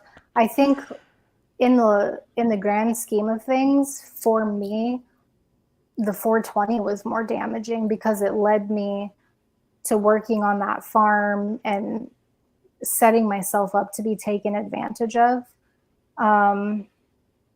Alcohol didn't do that to me, but what alcohol did do to me was almost get me killed several times. I could have killed someone. So that's almost, it's like I can't even really answer that question because I think they've both caused negative impacts on my life in different ways that were both extremely detrimental. So if you had to pick one of the two to go back down that path, what one would you go down? Like the least damaging? Like if there's a way that you could somehow, if right now I said, Tara, tomorrow you're either going to get back on weed or you're going to get back on drinking alcohol, what would you do? If you had to. I would pick 420. Okay. It's always interesting to hear what people would choose when they're pushed up against the wall. Obviously, hopefully you would never have to go back to either. So yeah, well, and the reason I picked that is, if you're interested, do you want to hear why? Yeah. I do. Okay. I sure So do. I've been talking with my nurse practitioner lately about ketamine therapy and also psilocybin therapy. And I was nervous about it when she brought it up because I am in recovery and psychedelics are a part of my story. But I've been doing research and I have what's called treatment-resistant depression. Antidepressants actually don't work for me. So I'm not taking anything like, well, I'm taking something similar, but it's not an antidepressant because my genetics don't jive with antidepressants. It makes me feel worse. And so for my type of depression, and I have PTSD diagnosis as well. So for PTSD and depression, ketamine therapy has been shown to work wonders. And my nurse practitioner has brought it up. She wouldn't continue to bring it up because she knows how I kind of felt about it in the beginning, but I've been doing my own research and I am opening myself up to it. It's like kind of, there's potential there for me and I haven't made my decision yet, but there's a chance I might try it. And I think that the weed, the 420, whatever we want to call it, it's more along the lines of that. You know, I don't black out with that. I don't put myself, I put myself in danger in the past over, big quantities of it, but like, having a little personal amount and not letting it get out of control, not letting it rule your life is a different thing from like a full-blown addiction where you're putting yourself in poor situations and might go to jail over it, So that's with alcohol. I black out. I drive drunk all the time. I've driven drunk so many times that it's embarrassing. So that's why I would pick the 420. Okay. So from how your experience was with smoking weed, it wasn't like like that kind of like you can't really drive a car type of thing? No, I drove. I could drive I fine. feel like, okay, Quote. Stoners say this all the time. Yeah, we drive better. I knew that was coming. Yep. Yeah. But you probably really weren't driving It's not better, the right? case. It's Okay. not true. Yeah, it's not true. Okay. That's what we want to believe. Yeah, right. Yeah. Sorry, I was just reading a couple different comments. Okay, Sure. so let me think. So when you came off the alcohol, did you kind of taper? Or you did like a cold turkey straight up withdrawal stuff, or did you have to go to the hospital? How did that go? No, I did not have to go to the hospital, thank God. The alcohol I actually let go of before the 420. Okay. I had a friend who in Mexico who pointed out to me, because I had a travel partner and I was hanging out with this travel partner, non-romantic, right? Like just platonic travel partner, male. He knocks on the RV. I'm hanging out with this other dude. He knocks on the RV and he's like, "You want a shot of tequila?" And I was like, "Sure, thanks." And I like slammed it. And that was common. Like that happened all day, every day, slamming tequila in Mexico. And my friend turns to me and says, "Have you ever said no to a drink in your life?" Damn. And I looked at him and I was like, no, why would I do that? Like, why would I ever say no to a drink? But it got me thinking, what would that be like to be sober? So that night I didn't have any more to drink. And then the next day I went to the campfire, hanging out with everybody, and just kind of observed. And what I observed was that the stoners left first when the drinkers started to get pretty rowdy and were started swearing and knocking bottles over and just being kind of ridiculous. Yeah. And I looked around and I was just like, this is stupid. I'm out of here. And I left with all the stoners. And I did drink a few times after that, like a few shots, but I never got drunk after that. It was kind of like looking at myself in a mirror or something like that. And then I noticed those few times that I did drink after that, how much I wanted to continue to drink. And I had to really white knuckle to not. And it was so hard. It was like so hard for me to have 2 shots of tequila and then just stop. But I wanted to prove to myself that I could. And then flash forward, I ended up going to that shelter, the safe house, and started going to AA meetings, thinking I wasn't an alcoholic. That was very important for me to communicate to people that I was not an alcoholic. But when I started going to AA meetings with the house that I was living in, because I had to be sober to live there, I was not allowed to drink. I started recognizing that a lot of these people had similar stories to me. And I just listened for a while, and then I started identifying as an alcoholic. Okay. So was it like a big group of people or just a few, or how was that? In AA? I think you were saying the safe house. Is that what you called it? It was when I first moved in, it was me and 5 girls. Okay. But there are 15 beds. And from what I understand, it's a full house these days. Okay. Yeah. Wow. Okay. So you never tried obviously Suboxone, right? So you don't have any experience with that. No, I've never tried Suboxone. Okay. And when's the last time you had any type of painkiller or opiate? That would probably be when I was like 23 or 24. Okay. Around there. Gotcha. Half the time I didn't know what I was taking, to be honest. She's like, let's just try it and see what happens. Yeah, absolutely. God, that's really scary. Have you ever thought about making a YouTube channel to share all your experiences? I actually started one. You did? I did, yeah. What? So last Sunday, when I was supposed to be on your channel, I was like, you remember when we chatted? I was like, the show must go on. And I was like super amped. So I recorded a video that night after I got off of your stream, and I've only got 3 videos up so far. They're short. The first one's pretty bad. The audio is super poor because I hadn't bought these headphones yet. So, but I started one. Oh, that makes me so freaking happy. I can't believe I even thought to ask you that. And then look, you did it. Yeah, perfect timing. Yeah, right. So is it under the same as your YouTube name? Yep, Tara Smiling. Oh, shit. Do you have any subscribers yet? I have 5. 5 subscribers, guys. You guys go over there and show her some love and hit that subscribe button too. So what are they going to look forward to seeing on that channel? Just like your experiences in the past, or what do you think you're going to post on there? I haven't gotten personal yet. I did record a video today that was a little more personal.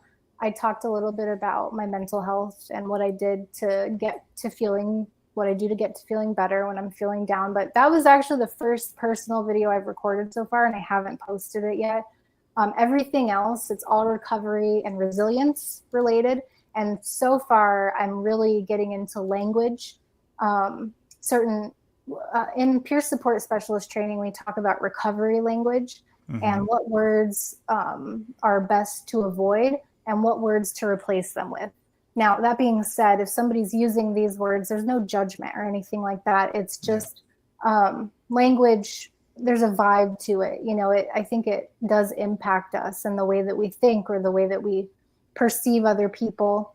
So the first few videos I talk about language, and I think the first video is like 5 words to avoid in recovery or something like that. And then the other video I talk about 3 phrases to avoid and what to say instead. So right now it's like recovery language, but I plan on expanding, and it's not always going to be just about language. Awesome. I'm definitely excited to check that out. So you guys, Kimmy, if you could maybe post a link to her channel, that would be awesome. We get some more subscribers over there to her new channel that she just started. So it always makes me happy to hear when somebody who follows me and watches my stuff starts their own stuff. And I always encourage you guys to do the same, to share your story and share your information and your spirit with the world so that they can get to know you better. And, you can grow a little community over there, and who knows what it could turn into, right? Yeah, it's just fun right now. That's good. I like that. I'm excited to see that. And that's hilarious. That's something I was just like, ask her to start a channel, and then boom, she's already got it. Yeah, immediate manifestation. You did it. Yep, you did it. So no more earthquakes over there, I'm hoping, right? Nope, So not since last week. so you had an earthquake last week, just one, right? Yep, just one. It was actually in Ojai, which is about an hour, maybe like 75 minutes away from where I'm at. That's where the center of it was. And I guess boxes were falling over, and it was way more significant than what I felt here. Here it was Mm-hmm. just a rumble. I thought, that feeling when you have a muscle twitching? Mm-hmm. And like I was like, is my muscle twitching right now? Like, am I having a seizure? And then all of a sudden I've never seized before, but I just did. It was an unfamiliar feeling because I've only been in California for like several years, and I haven't been through a significant earthquake, just really minor things. So then my alarm started going off on my phone, the emergency alarm. And that's how I found out it was an earthquake. Damn. Okay. Yeah, I'm glad it wasn't anything crazy for you. No, very mild. Nothing fell off of shelves That's or, good. yeah. Yeah, that can be scary. I've heard that you're in Cali, right? Yes, I've heard sir. Cali has some of like the worst, like, I don't know. I thought they used to have the worst earthquakes and stuff, but I don't know if that's even true anymore. I've heard so many stories too when I wasn't living here, but I've been in California um, probably out of the 5 years that I was living in my car, I was in California for like 3 years of that, if Hmm. not more. And I haven't personally experienced anything too significant. That being said, I know that things do happen, but I've been blessed just to be in the locations that I've been in. Okay, cool. I was going to ask you too. I usually try to ask people this who have come out of active addiction. And since yours is a little bit different than the other people that we've had in the past, I'm going to ask you, you might know what's coming. So if I told you that tomorrow morning you have to go back to the alcohol drinking every day and then smoking weed every day, what are the thoughts that come to your mind? Oh Like how? God, please no. That's the first thing. It's just like so stressful, and it's such a you're always chasing something, and you always have to get more, and then you always feel like shit. And then you got to do more to not feel like shit. And I think something that's not often talked about with alcohol or marijuana is the withdrawal. That's Mhm. more of a opiate type of conversation that I typically hear, but you know, hangovers, that's withdrawal from alcohol. Yep. And feeling like you have to smoke more to feel normal, which is Hmm. was my case with the 420, that's withdrawal. So I'm not comparing it. I know it's way different, and it's certainly not as extreme as opiate withdrawal, but it's a real thing. So when I think about going back to it, it's just like, that's too complicated. My life is so much better today than it used to be. That's good. Yeah, that's good to hear. And you said it's been a couple of years now that you've been sober, right? Yeah, 2.5 years. All right. Well, Yeah, congratulations on that. That's awesome. I thank could I you. could see light up when you mentioned the time that you've got. Yeah. So Yeah, it's not been an easy ride. And for anybody who's in early recovery, it does get easier, I promise. with the time that passes, right, it just gets a little bit easier. And Yeah. yeah, Yeah. One day at a time.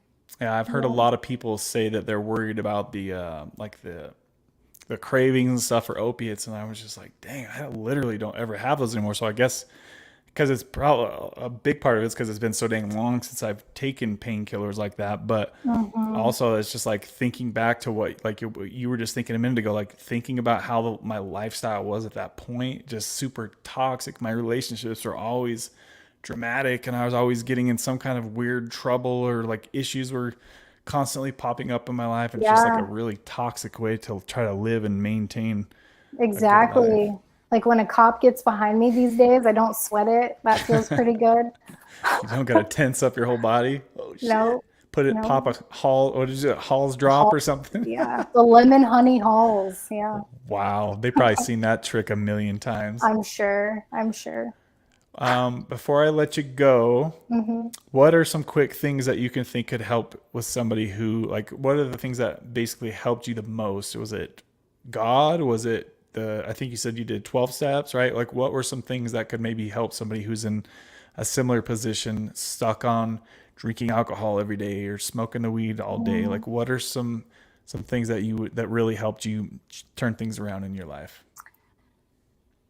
In my early recovery, I mean, I'm still kind of in early recovery, but I mean, the early days, the first year, definitely some sort of support group was a Mm, game changer for me. I was never able to make it past 3 weeks because of my underlying mental health issues okay. without using again. So I would say getting into a support group, whatever that looks like for you, there's more support groups than just 12 step.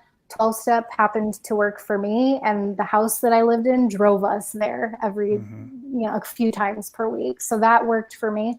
But there are so many different sources of support. Your channel has been a great source of support for me Thank you. because I'm going through a phase where I'm like not as engaged with 12 step, but I still want to be engaged with recovery, and I'm doing the peer support specialist thing. So I would say first thing, connect with some sort of support group. And Kevin, you have a great support group here. The other thing would be, and for me, I needed my support group to do this, but get rid of everything that reminds you of your addiction. For me, it was paraphernalia, actual flour that I had. And that took months actually for me to be able to throw that stuff away. Um, it was very emotional, but you don't want to hold on to that kind of stuff anymore. So that was really helpful. And then, yeah, the higher power thing, I think not having something bigger than yourself that you can ask help for Yeah. is really hard. And I don't know how people can do that. I'm thankful I already had a higher power or believed Hmm. in one. I usually call it God, but sometimes I like calling it my higher power because it's more general. Yeah. Um, I think having a higher power to surrender to and to give your problems to, like I have a God box and I have a God can. Like I put problems in the God can because God can, and then I don't have to think about it anymore. So if you That's don't cool. have, thanks, I got it from 12 step. Okay. Um, if you don't have something like that, then I think something from 12 step that really helps is that a group of people can be your higher power. Hmm. So like your chat, all the energy, all the good energy that flows in your chat, that could be considered a higher power if you don't have anything. But having, or not but, and having that sense of something greater than yourself to tap into Hmm. is hugely helpful. Yeah, there's a lot of really good ideas and things that you just mentioned there. So it seems like it's almost like the more tools that you can have, the better. Like some people, they'll only lean on one thing or the other, but it sounds like if you can mix all the things and you have some good people around you and you have some channels on YouTube that you find resourceful and, all the things that you just mentioned, Yeah. I think that you're really kind of set yourself up best that way if you can have more tools in the tool belt. Yeah, and there's certainly way more things that I think are Yeah. helpful, but I think if I had to pick like three things, those would be my top three things. Cool. Yeah, I think that's some really, really good information right there. Well, Tara, I'll let you get off of here. We're way late here tonight. It's probably getting late for a lot of people watching this. It's 10:30 over on the East Coast. So shout out to anybody if they're still over there listening. I Kimmy posted a link to your channel, so you should have Right some new on. subscribers showing up, and I look forward to continuing to follow your journey on that channel. Please keep making videos, and we'll try to get some more people over there to follow you. And I appreciate you coming on here and sharing what you've gone through in the past. I'm trying to think if there's anything I'm missing. There probably is, but since we kind of got cut short on time with the tech difficulties, I'm pretty sure I asked most of the things that I was thinking I wanted to ask you. Is there anything that you can think of that you might want to include in this? Well, don't put it back on me because I can talk for a really long time. And I True. know we got to wrap it up. So I'm just happy that we made this work. Like, I'm so happy that I tried fidgeting with the camera. I'm glad that I came on. I appreciate you staying on for longer to have this conversation because I enjoyed it. I had a nice time. And I look forward to staying connected with you and people in the chat too.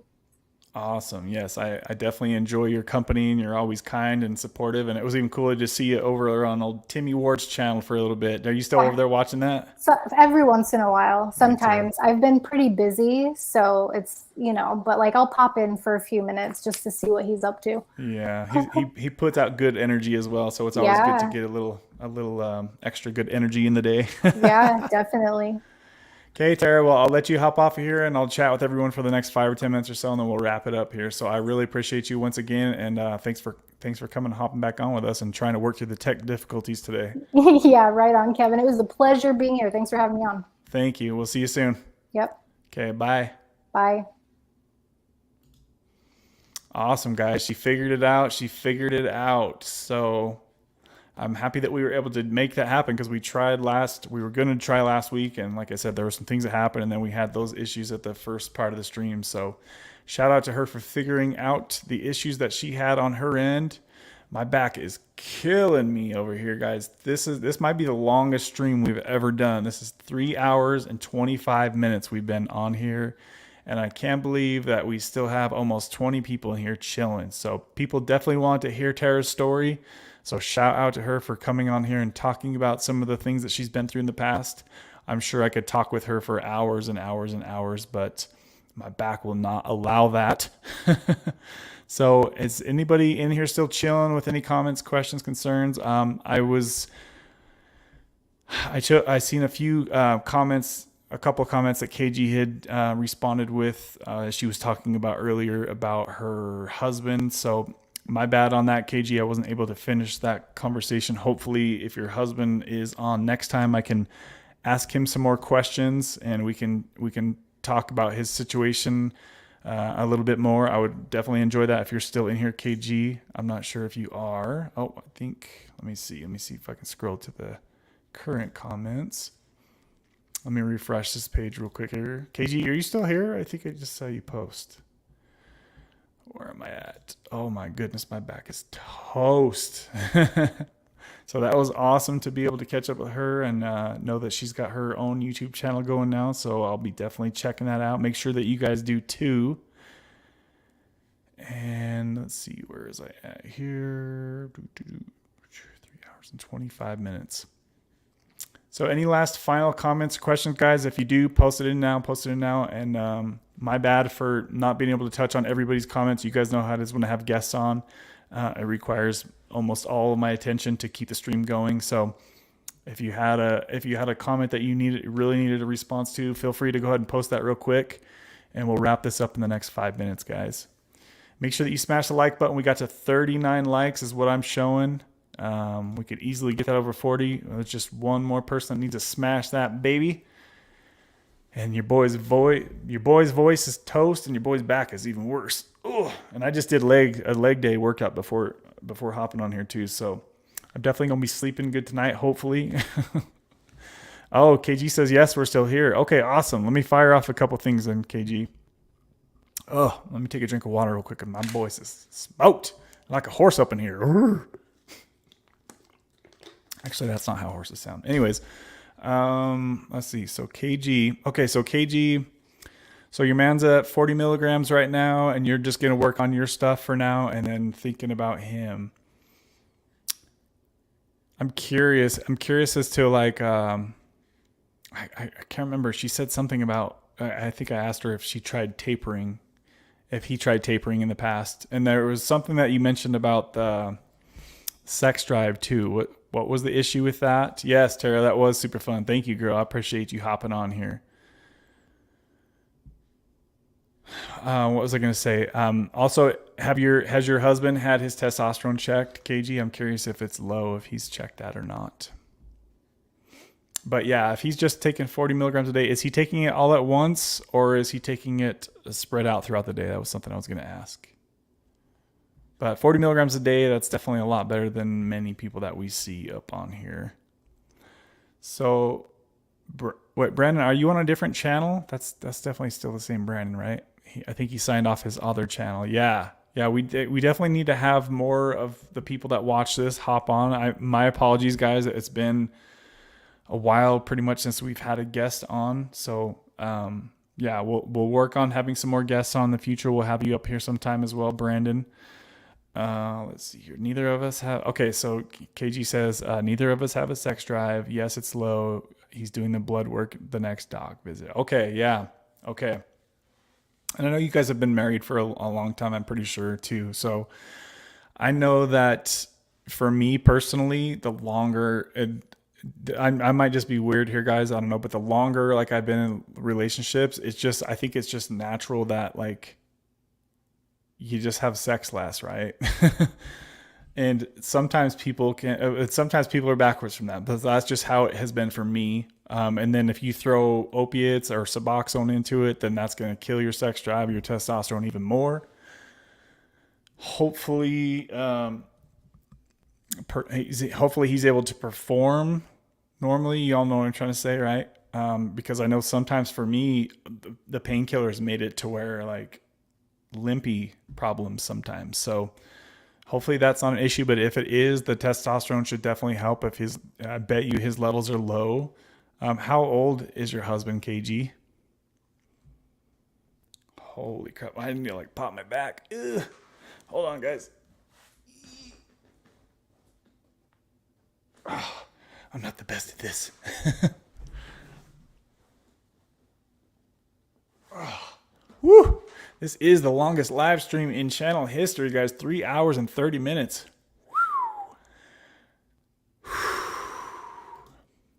I think it's dark outside already. Yep, it's definitely dark here.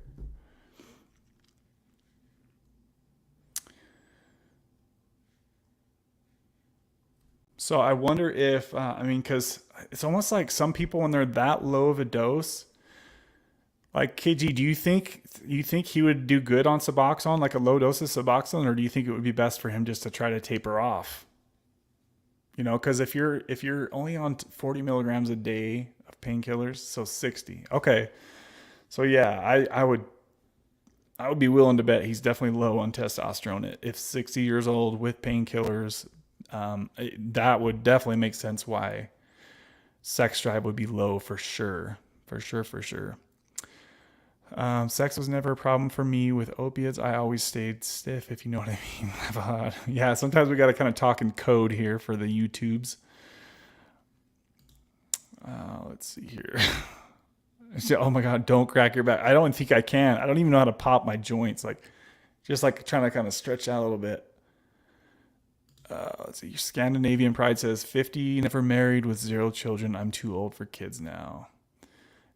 Yeah, I mean, I'm 42. I had to think how old I am. 42, and it seems kind of challenging to picture having a child this age, but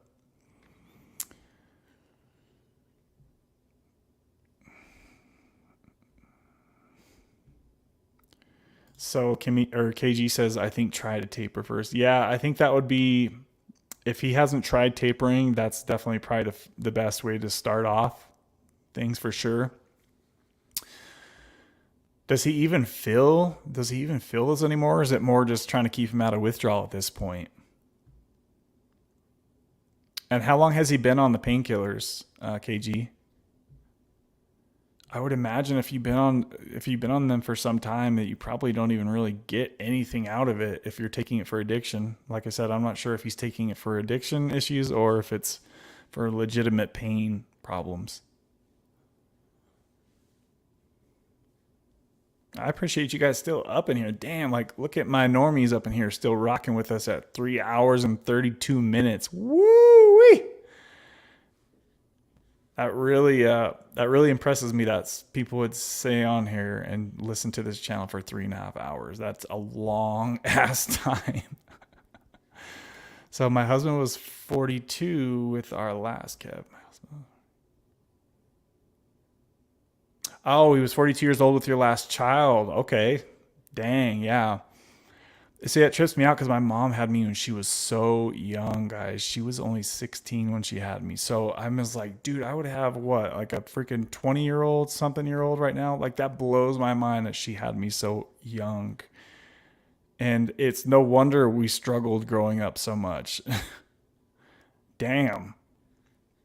I mean, she just literally worked and that was it. And it was still like we were still struggling to get by, you know, because she was single for so many years.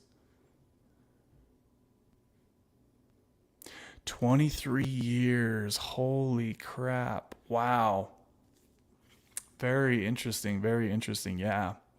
Yeah, I would try the taper and KG. You could probably get him a long way if you can help control the medication. I know it kind of sucks to have to do that, guys, but if you can bypass Suboxone, that's probably the move in this scenario, is what it sounds like to me. That's probably the best way about it in this scenario, rather than go down the Suboxone road. You know, he's not risking. Some people, Suboxone is a perfect idea for. Like, people, you know, they're out there messing with fentanyl, like they're on the brink of death at any moment, right? So he's obviously in a much more controlled situation. So Suboxone might not even need to be used with him, right? If he can just slowly, you can help him taper off, KG, if you can somehow control it for him and just give him, you know, a little bit less this week than last week and slowly just taper him off. I think that would be the move if I was in his shoes, knowing what I know and what I've gone through in the past. But for him to taper himself, that might be pretty challenging. It really kind of depends on his mindset, right? Because some people can have that self-control.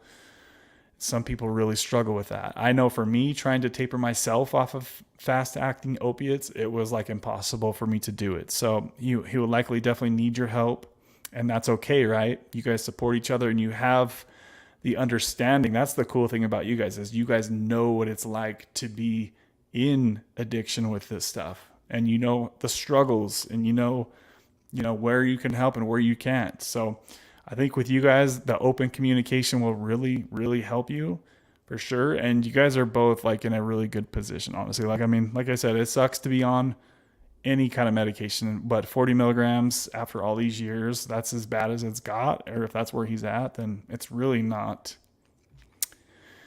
you know, it's like he's not teetering, like I said earlier, on the brink of death of one overdose.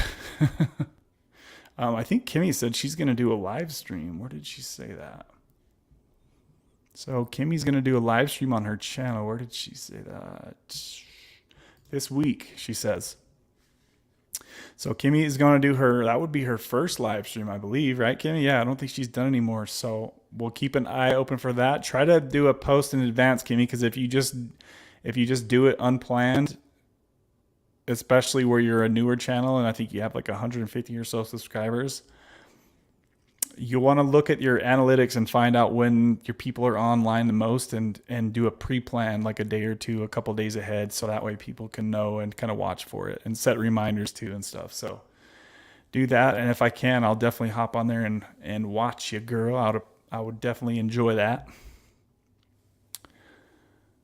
Let's see here.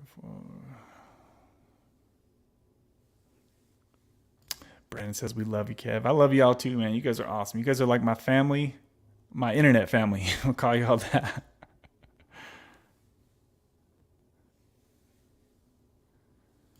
We're happy to rock with you till the world ends, Kevin. Thank you, Tara. Thank you. Yep, you're always in here chilling and chatting. I appreciate you, girl.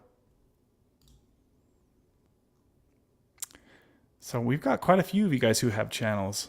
So it's really awesome to see. And like I said earlier with her on there, I recommend that you guys, if you're in the position to start your own channel, I would really love it if KG started her own channel too. Talk about this Butrans. We need more information out there about Butrans, guys. So I was on pain meds for over 15 years, but since 2017, doctors have been making me take Suboxone. It was my last shot for life.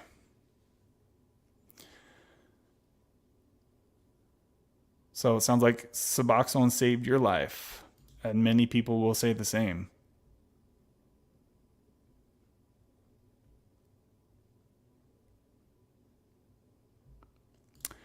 good channel to watch where you can be open without anyone judging, because a lot that have that mindset that if you're on Suboxone, you're changing one addiction for another. Absolutely. Yes. Yes, yes, yes. And that goes right back to the stigma of Suboxone, right? I do got to say, I feel like the stigma has changed quite a bit over the years, from thinking back to like 2017 when I first found out about Suboxone to now. I feel like it's more people are getting informed about exactly what it does, you know. I think, though, what do you guys think? Do you guys think the stigma of Suboxone is worse now, or do you think it was worse back in 2015 or 17? I feel like more people are getting informed about MAT and what that all includes.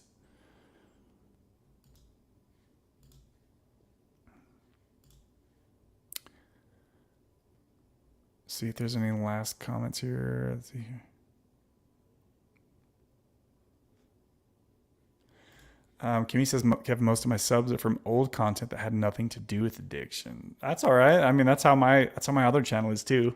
It's mostly like, it's the most random freaking videos you could see. Like my other channel called Badass 1G, it started from a race car that I had. It was a first generation DSM, which probably nobody even knows what that means.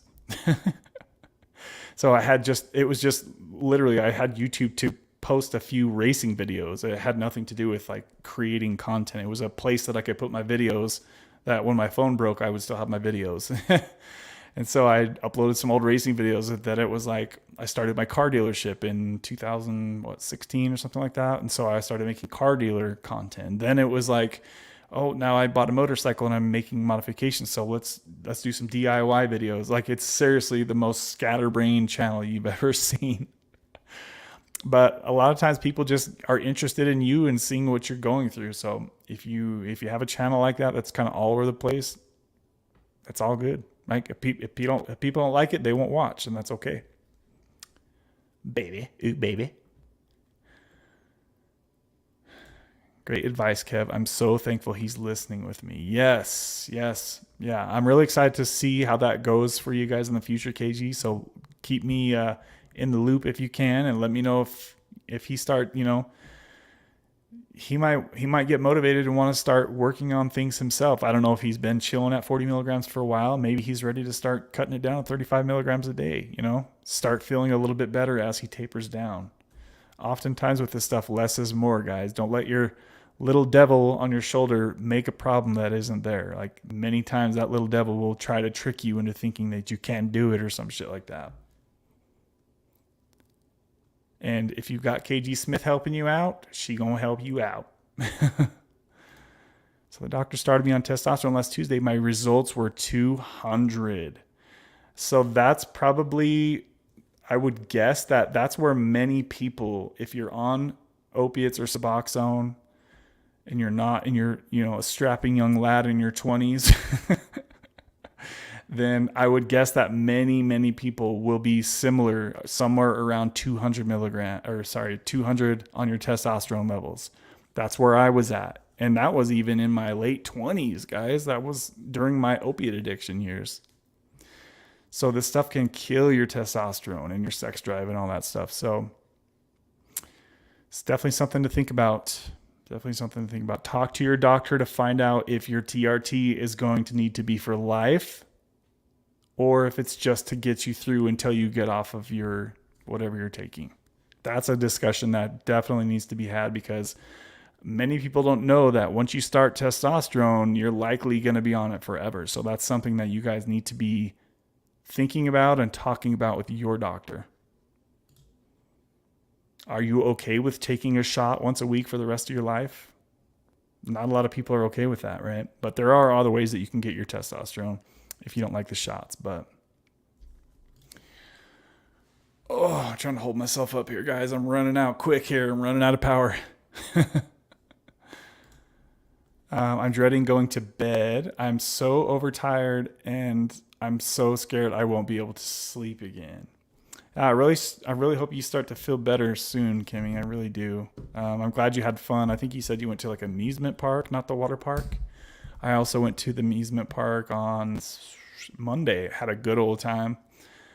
almost had another panic attack. These rides are scary these days, man. When you start to get older, these freaking rides they're making these days are freaking intense. And I just don't do good with machines that strap over me. And, you know, especially when I'm a bigger dude, it's like I could barely even fit in the seat and I'm squished in. It's like I just don't feel good.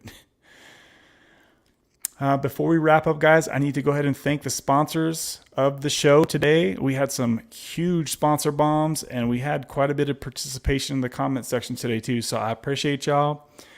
Super extra shout out to Kimmy B showing the massive love with a $100 sponsor bomb. That was absolutely incredible to see that. Shout out to you, Kimmy. Also, KG Smith, as always, dropping huge sponsor bombs. She is incredible support. These ladies have been supporting this channel for months now. So shout out to you ladies for showing the love, as always. Every week, they're the sponsors of the week. Shout out to Kimmy B. Shout out to KG Smith. And also KG Smith's husband for hanging out. I think she said his name was Jeff, if I can remember right. So shout out to you, Jeff. Hopefully I got that right.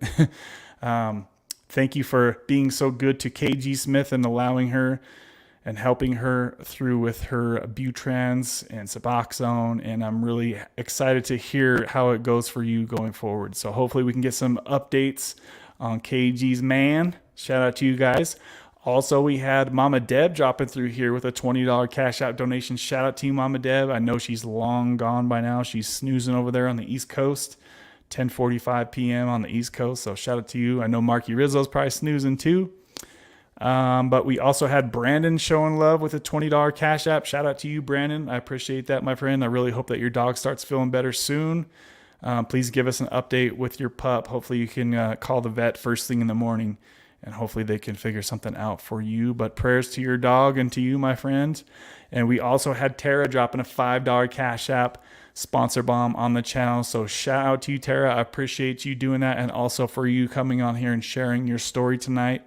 It kind of sucks. We had technical difficulties at first, but we ironed it out. We figured it out, and we had you on here. And I'm happy to know that you have your own YouTube channel now. So I'll definitely be checking in over there with you.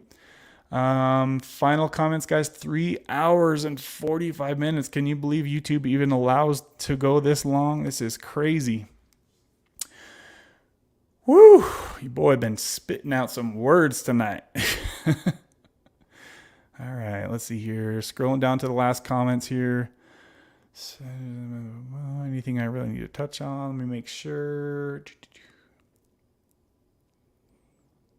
I'm literally starting to shake that my buns are getting numb from sitting here so long. My booty. Let's see here.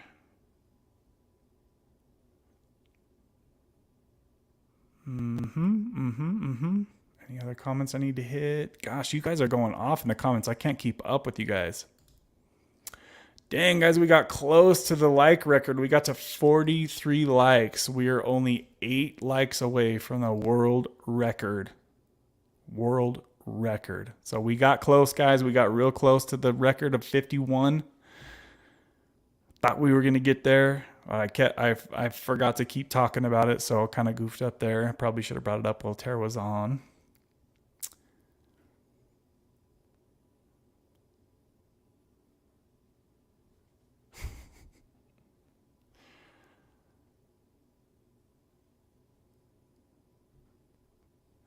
So it sounds like, Kimmy, you had a good old time. Oh, so wait, you did go to a water park? I thought maybe I was getting mixed up there, Kimmy, on you for a sec.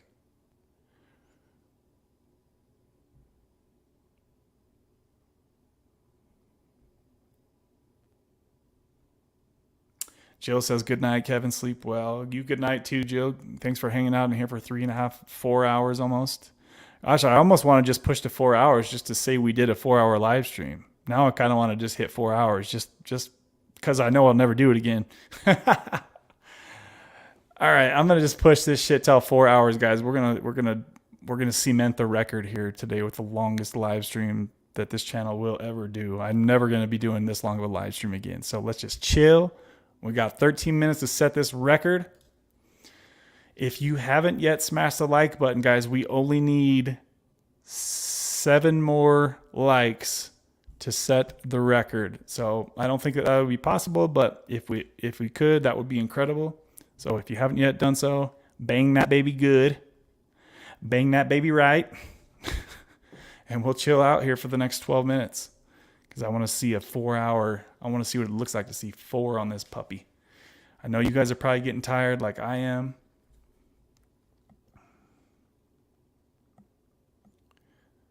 But back to what I was saying a little bit earlier. Shout out to the sponsors tonight. An amazing stream for the sponsor. The Egg White Fund crew, as we used to call them. Shout out to you guys. I appreciate y'all.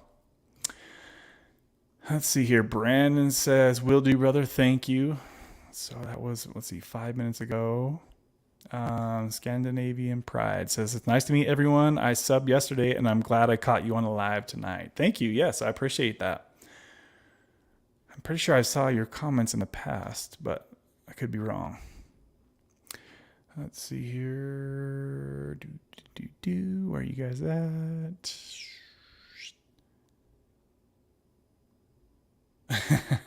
He said, my booty. You guys heard that song by R. Kelly? He's like, booty, my booty. I did leg day today, which includes my booty. Yeah, so my booty's already pumped from the gym and then sitting on it for the last 4 hours. And I'm sitting up too. I'm holding myself up. I'm not sitting back in this chair. Trying to keep my posture up. I probably should have thrown on a belt or something like that. So KG says, good night, let's see. Good night, Kim. Why is that not posting? Okay, Jill, Brandon, Sean, Tara, and Big Kev. Love y'all. We love you too, KG. Shout out to you for bringing your man up in here, hanging out with us tonight. I appreciate that thoroughly. And once again, KG, thanks for the sponsor bomb, girl. Thank you. Let's see, Tara, night, KG, and hubby. Sean says, good night, everyone. KG. I wonder if I should just turn on some chill ass music for the last little bit here. Let's do that. Switch it up a little bit. Let me turn it down. We're going to turn on some chill music and I'll finish out the comments here. We got 10 more minutes to stretch this puppy out. And we are going to hit 4 hours tonight, guys. You are parts of the longest live stream that will ever see this channel again. All right, some chill music. Let's go. Turn that down a little bit. Not that far. All right. Streaming goals, Sean says. Yes, 4 hours. This will be the longest stream that's ever out of this channel. I can't see me doing this again. Tara says, damn. That was awesome, Tara, how you were like saying the words 420 and Coca-Cola. I know that YouTube doesn't like when we say that stuff, so we really got to be careful around here. I'm already walking a thin line with the YouTubes as it is. Talking about addiction, they don't like this stuff. 4 more. I don't know, I can be random. How much longer till we get to the 4 hour mark? So we need 9 more minutes, guys. 9 more minutes and we've hit 4 hour live stream. That piano though. Boom, boom, boom. Love that piano.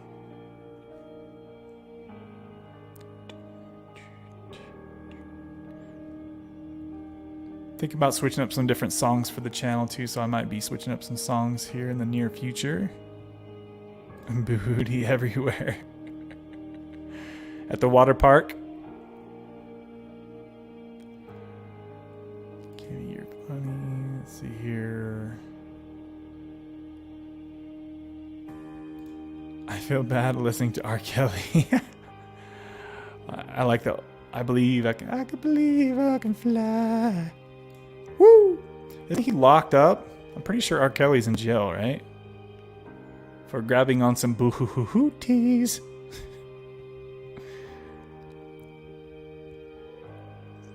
Making history, babies. Yes. Remember that you guys, you are all my babies. 3 hours and 52 minutes. Holy smolies. Tara says, wow, you're an animal. Yeah, you are too for hanging out here with us for 4 hours.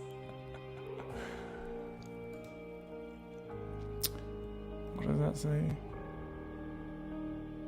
Oh, this is cool. Question: does that electric ABS strap that contracts muscles work? I don't have experience with that, but I do have experience with something similar. It's like these little electrodes that you stick on you, and you put this little gel on you. I don't remember what it's called, but I still have it, and that helped quite a bit with stuff like that. I don't know what it's called. Do you guys know what that's called? I'm talking about. It's like you can just crank the volume up, and it shocks you more and more. Ooh, that actually sounds nice on my back right now. I haven't heard about an electric, an ab one though. I haven't heard about that.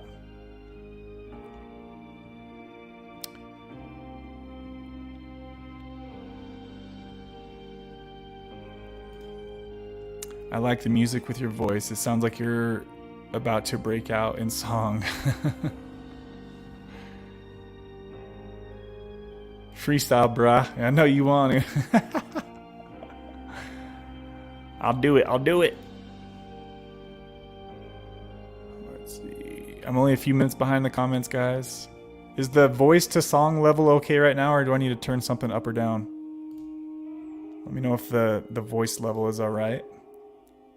It sounds all right to me, but I just want to make sure I'm not like blaring you guys out or something.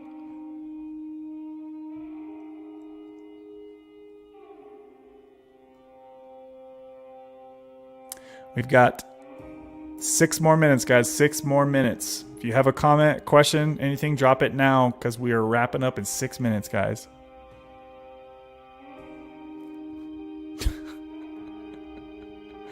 It always gets squirrely late night. The voice to sound ratio is golden. Okay, great. Just checking the voice level here on the mic. Sounds good, sounds good. It looks like a big back brace, but it works same way as TEN. I don't know what TEN is. Tara, how old are you? I wonder how much more appropriate the comment section would be if I weren't here. Sometimes I wonder who posts the most comments on the live streams. Like if there was some kind of counter or something, that would be interesting to see how many. I wonder how many comments there are on this whole live stream. I bet there's, what, maybe 1,000, something like that. I don't know. Let's do this song next. Why would they name this song Feeding the Ducks? Do you picture feeding ducks with this song, guys? I don't picture no ducks up in here. Y'all want to get down? Get down with the sound. I don't picture no ducks up in this song. It's golden, Kevin. You better not leave, Kimmy. Don't leave. All right, we got 4 minutes, guys. 4 minutes till the 4-hour mark. Let's go ahead and black out in here. Dark this baby up. This is the midnight stream. Coming in here late night. Boo, boo, doo, doo, doo, doo, doo. TNS is the device that you have used with it. Oh, okay. Yeah, I don't think I've heard it called. I'm trying to think of the name, and I don't think I've ever heard of the name. It makes me want to go use it right now, though.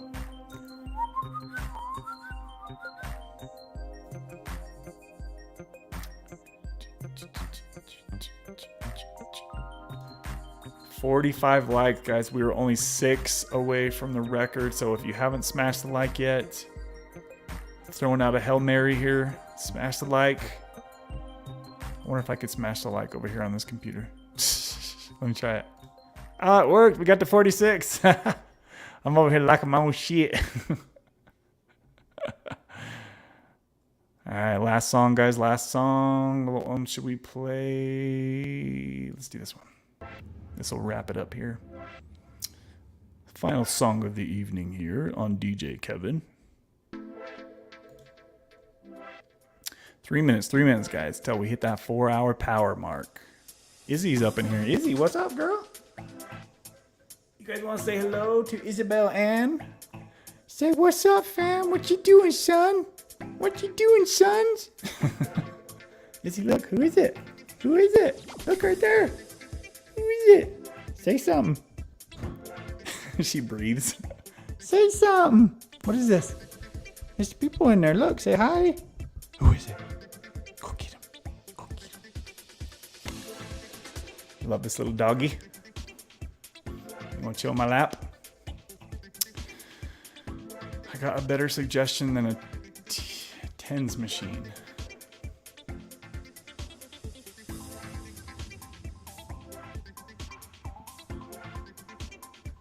Two more minutes till we hit that 4. Brandon says, hi, Izzy.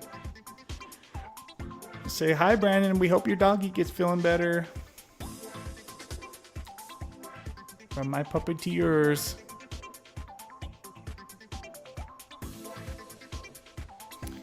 Okay, guys, I'm going to dip out of here. Shout out to you guys. I appreciate y'all hanging out. We're going to let the music play for 2 more minutes, and then we're going to wind it off at the 4-hour mark. Shout out to you guys, and we'll see you on the... I don't even know what the day is anymore. We'll see y'all on the Wednesday live stream, babies. Kimmy, get feeling better. See y'all soon. Bye.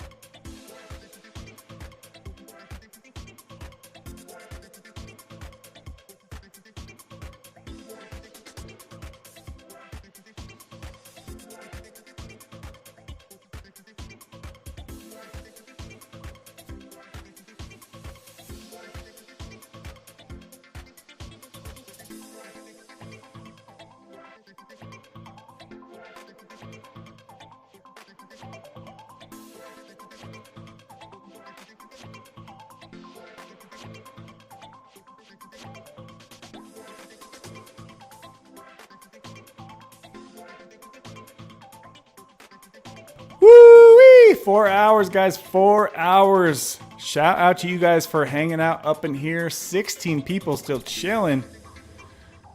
We are only 4 likes away from the World Record Federation. So we got real close.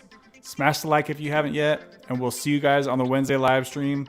We just topped 4 hours. Shout out to you guys. We'll see y'all soon. Bye.